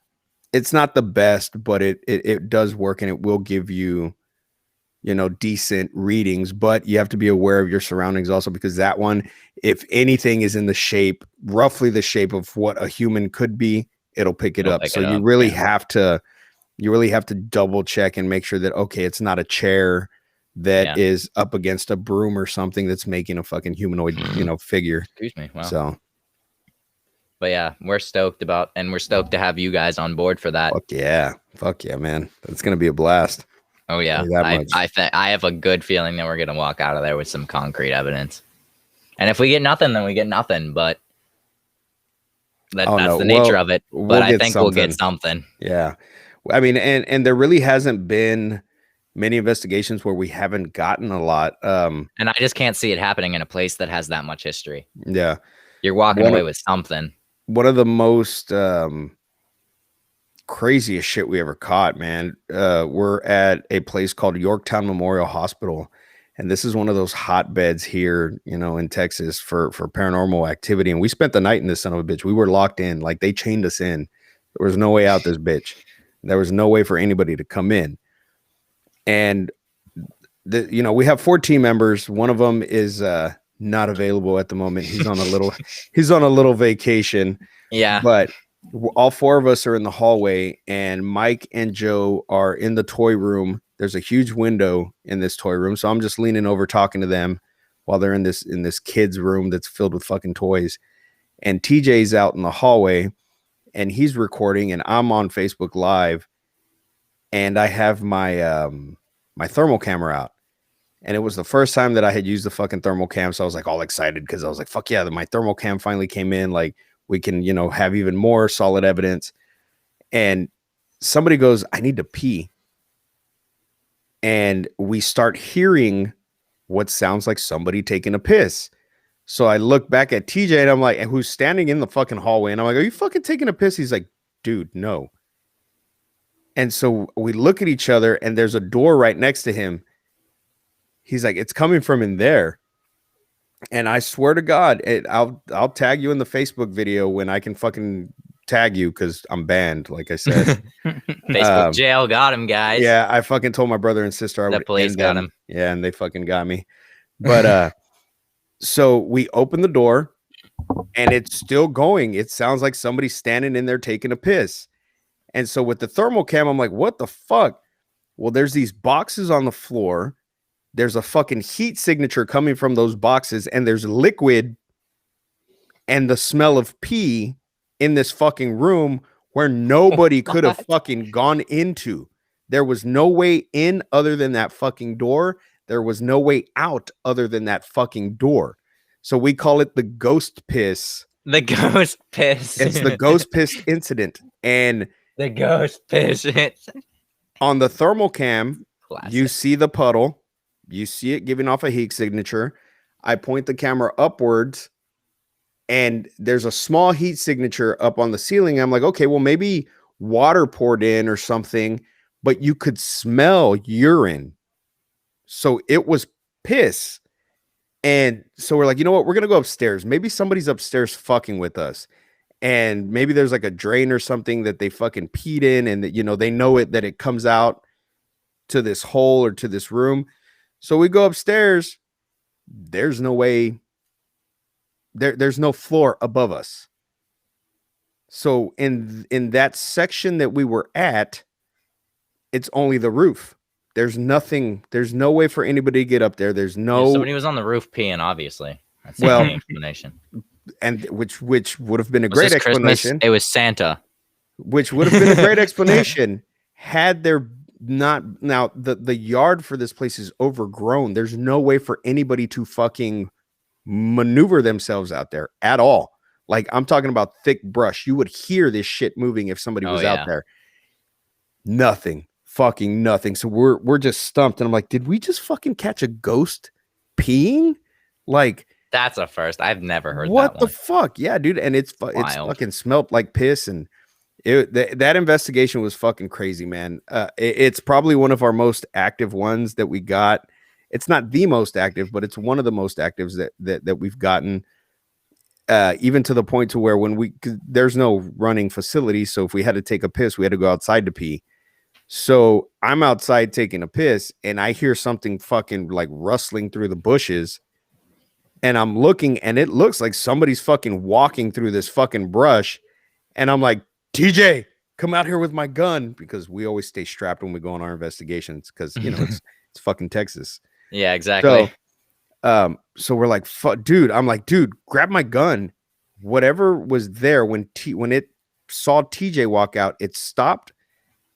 And so I'm like trying to focus on where it was at. There's nothing there. Like there was absolutely fucking nothing there. So whatever was there moving through the grass wasn't, had it been a human, I would have heard them run. I would have seen them duck down. Yeah. I didn't see none of that shit. So it was, that investigation was pretty fucking nuts. That's where I got scratched on my face live on Facebook. In the chapel where we just switched recording real quick. We're good now, but the nun in that chapel, because there's a very well-known nun in that chapel. She hates people with tattoos. So if you have tattoos, can't go there. It is fucking, you are guaranteed to be assaulted some kind of physical way. So we're sitting in the pews. Like I have a ghost tattoo. Will she like that? She won't. Little ghost in my ankle. She does not like any tattoos at all. Now, mind you, everybody on my team except for Joe is covered in fucking tattoos, head to fucking toe.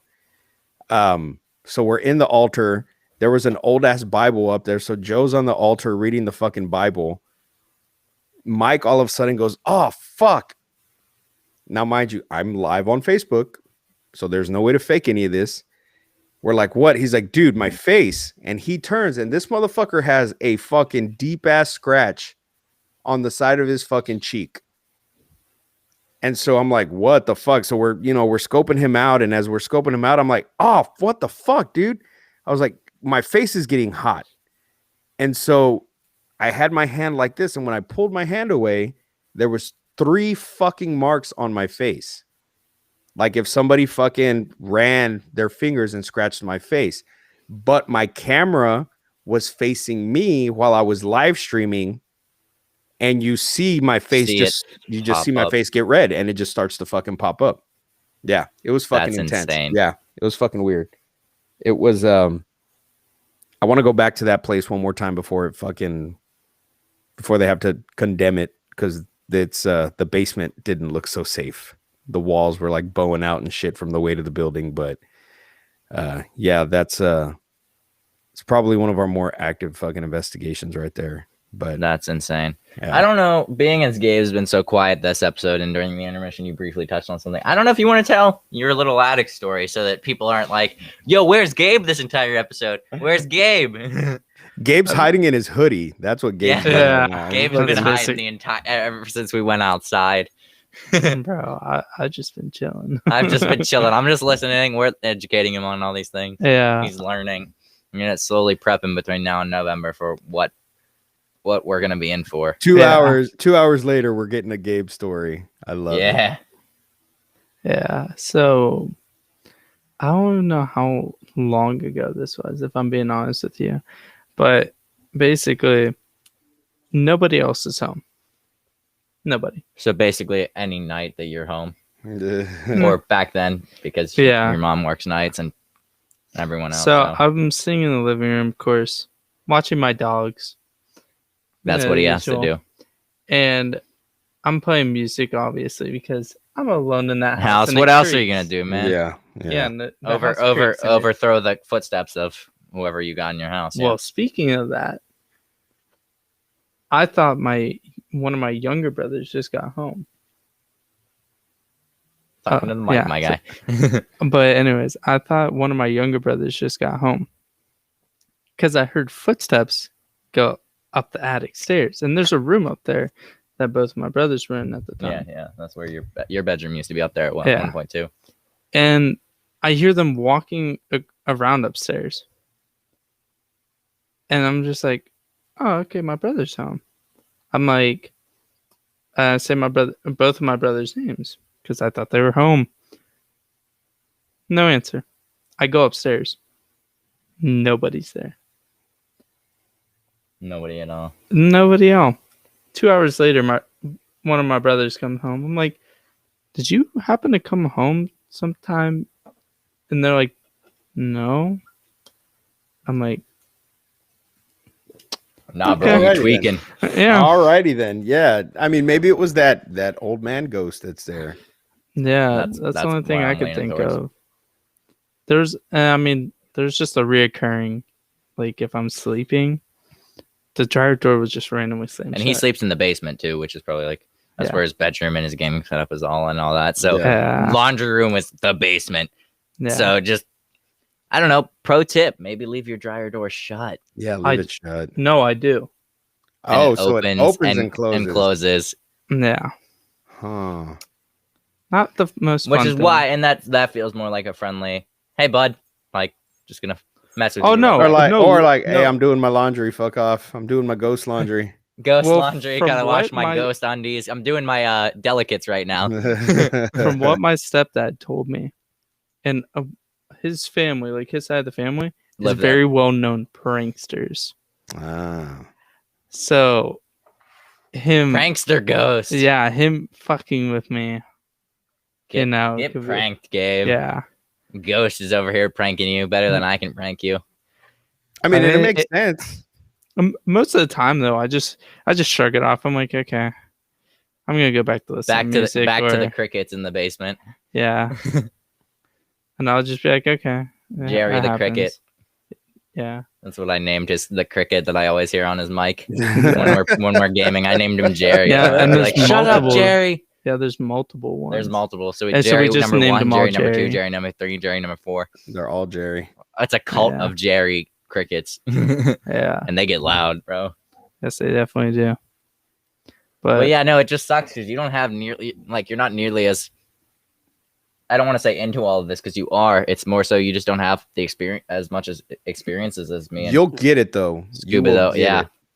Definitely. If this is something that interests you, and you may be frightened of it right now, which is fine. I won't go. That's how it was whenever I first got into it. The guys But always fuck with me. They're a lot braver than I am. Like I talk all this shit, and I'm like, yeah, fuck yeah. And I do, I do like 80% of the shit I say I'm gonna do. But I hate going into places by myself. It's always comforting to go with somebody, But half the time they're like, "Oh, hey, Scuba, let's go check this out." and they close you in. Fucking lock me in. I'm like, "You bastards! I fucking hate you." But then I'm like, "All right," Elton from TFIL. and I'm like, "Fuck it, let's fucking do it. Let's go." But it's terrifying, man. Like my I son, used to do that to Corey all the time on Mhm. TFIL. my And Ghost Adventures does that to fucking Aaron all the time. Aaron, Yeah, they fucking do it to Aaron all the time. But like my son, he's gone on a couple investigations with me, and he's that type. Like he's all for it, but he's scared shitless. Yeah. Which is fucking understandable. I was the same way when I was his age. I was all for it, but I was scared shitless. We'd go hang out in fucking cemeteries and at fucking 3:00 in the morning just because we were fucking bored, had nothing to do. I'm with my friends. I'm all for it. Speaking of 3 a.m, our time, we are pushing 3:00 right now. Oh, boy. you know what that means. One stinky Yeah. dinky. Yeah. But yeah, so and I was all for it until they fucking take off running, and of course I'm the slow one, and I'm left in the fucking cemetery, fucking scared shitless. And oh man, I remember this one time we went to this small That ass reminds me of town. one I got. We went to this small ass fucking town about 15 minutes away, 20 minutes away, called Edroy. And their cemetery is like down this fucking long county road. Nothing else around there, just this fucking cemetery and fucking fields. That's it. And we're there and we're in this fucking cemetery, and I'm trying to be all brave because there's this chick I'm trying to impress. And I'm like, yeah, baby, like, like I've been out here before. And my cousin's like shitting bricks. He's like, fuck this. We're like, let's fucking go home. And I'm like, nah, fuck no. Like, we're going to fucking go. So we go to the cemetery and we walk in, and, it's fucking cemetery at night. Honestly, a cemetery is probably the safest place you can be because it's hollowed ground. So you're good. Even if you do an investigation, you're good. There's really nothing that can hurt you in a cemetery unless the ground isn't blessed. That's a whole different situation. But we're there, and I'm just like, yeah, look at this and look at this. And, we might see this, we might see this. And then all of a sudden we hear, and when I tell you, I turned fucking ghost white. I fucking turned ghost white because I'd never fucking heard that shit in my life. I thought Sorry, baby, I'm out. I thought a fucking push zombie. the girl and run. Dude, everybody took off running back to the car. I get in the car. I turn the fucking lights on. There's a goddamn cow in the fucking cemetery. And I'm like, you motherfucker. But the relief I got because he fucking did it in front of us. He fucking mooed like this fucking weird ass moo. And I'm like, okay, is that a fucking real cow or is that a ghost cow? So we all got out. We all got out and went and fucking like touched this cow just to make sure that it was a real cow. Yeah. Hand goes through him. Oh shit. Yeah, I would have shit bricks. I'm like, no. Ghost cow. Nobody's gonna believe this story either. I didn't mean to eat you. I'm sorry. But yeah, that was one of the, like, steak last night. Moo. That was like one of the more funny, things that happened. This reminds me of a prank that me and my cousins. It wasn't even really a prank. So we were actually at my grandfather's funeral, I want to say, and me and my cousins were just known as troublemakers. And we were a lot younger then, so we were even worse troublemakers. We're just a menace to funeral homes because we're running around. We're playing Mafia with the deck of cards in the funeral home because we're like, oh, we're kids, We know what happened, but we're not processing it the way adults do. Yeah. We're like, hey, we hit the elevator, right? There's a button on the elevator that says do not push. What do you think a bunch of kids are going to do? Push it. Push the button. It opens up to not like the morgue area where they prep the bodies. And it had a little quarantine area, like a symbol on the button. We were like, yo, zombies. Obviously, because we're kids. Of course. Press the button. And it's literally bodies in glass boxes waiting to be prepped for the next funerals. What do we do as the asshole kids that we are? They fucking push me in there. Oh, fuck that. Ooh. Hi, boy. What up? Did you just hear us talking, dude? Mastiff just walked up here barking his ass off. Hi, dude. You want to come say hi to Scuba? Come here, dude. Come on. He's like, there's so much equipment around you. I don't know what I want to do. He clearly just woke up from a nap. Oh, and he brought company. But anyway, so push me in there. And as they do, the elevator doors are closing. And I got locked in there with these bodies. And as a kid, I'm like, this is fucking terrifying. Maybe you'll get the view of the shepherd. Here she is. Oh, yeah. Here she is. Gabe's her buddy, but she can't get to him because of the cord in front of me. But they push me, and I'm stuck in there for a minute, and open it, and we all start booking it when they press the button again. Booking it. As we're running, we're like, yo, wait, and the one body in there, I kid you not, looked so much like it would have been my cousin's grandma, but my great aunt, who I saw sitting at the foot of my bed, looked almost exactly like her. Obviously, it wasn't because she passed so many years before. Yeah. But we were like, yo.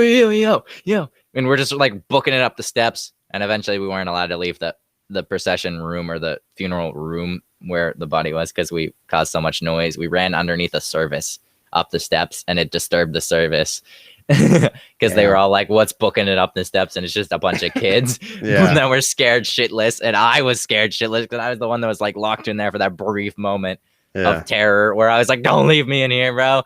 And it was like, they're all going to come to life like zombies because I'm a kid and everything. I was like, hell. You, Barbara. I was like, hell no. But yeah, that was a pretty funny one. It was just as a kid, just us being menaces just to funerals, and we still kind of are. We're just menaces anywhere they take us when cousins get together, and we sell each other out too. If one of us is doing something, or we have a scapegoat. Even if we weren't the ones that do it, we'll be like, yo, is that one? Yeah, and they believe him because they believe us because he's the most of the troublemakers. So you guys got 6 minutes till 3 a.m.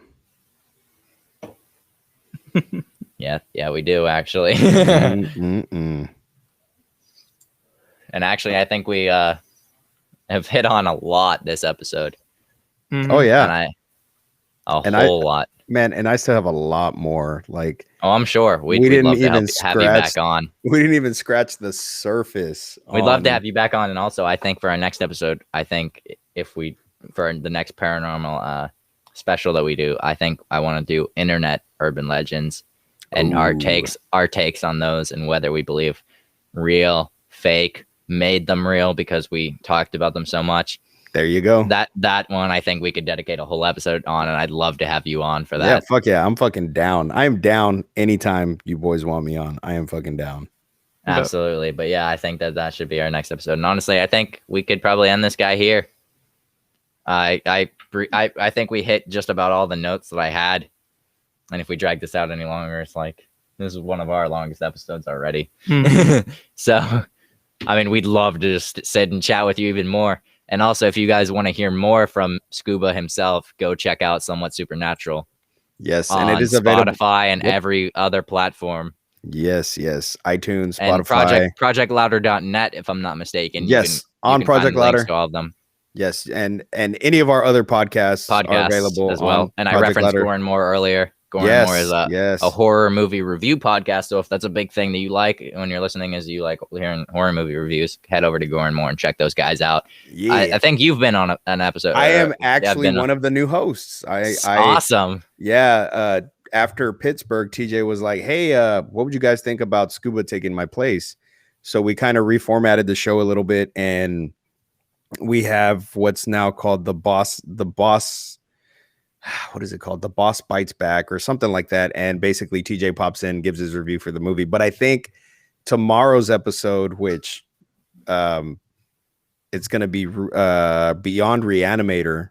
And like I said, I know this episode of you guys is going to air, later, but we're reviewing Beyond Reanimator tomorrow. And I think actually TJ is going to come back for that episode because he, that's one of his favorite films. So yeah, but yeah, being one of the new hosts on there is fucking great. I fucking love horror movies. I love all things horror. So, but TJ is over on Gore and More. He also has his own thing, which is the Power Hour is his, if I'm not mistaken. TJ Bowser Power Hour. Yep. And then shout out, Luke. I'm trying to do shout outs here, man. Have some decency. But I also want to shout out my boy Chad that's on Gore and More as well. Yeah, we love you, Chad. Chad Daddy. Chad Daddy. Dark Lord of Knowledge. Yeah. But yeah, so definitely check out Project Louder. Chances are there's a podcast there for you. There's a podcast there for everyone. Yes, for everybody. We touch on so many different things. We have so many different, podcasts and points of views on things. And shout outs to TJ for letting us use their programming to record this. Yes, yes. Very generous. They don't call him the host with the most for nothing. Damn right. But while I'm not sure why they call him that either. That's a little. Well, I don't know what they're saying. He's the host with the most podcasts under his belt. Yeah. But while he is the host with the most, I am the host with the ghosts, Scuba Steve. The host with the ghosts. Be sure to check me out on Somewhat Supernatural. Season 2 should be starting up in October.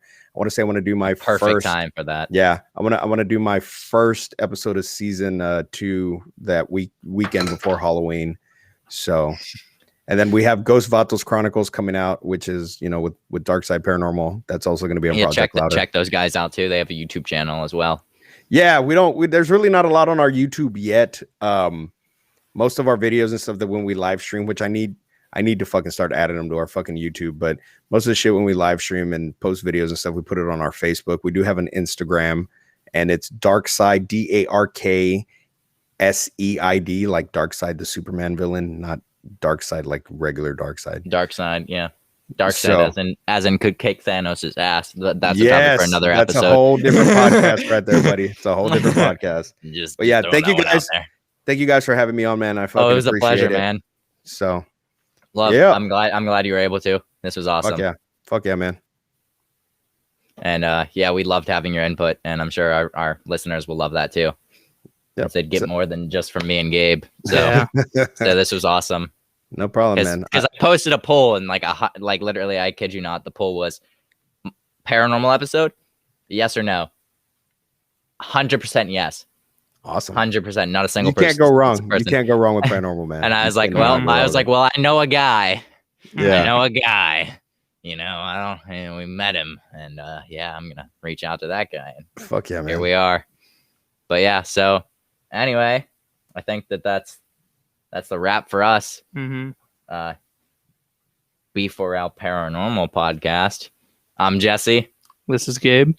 and we're out of here, man. Peace. Peace.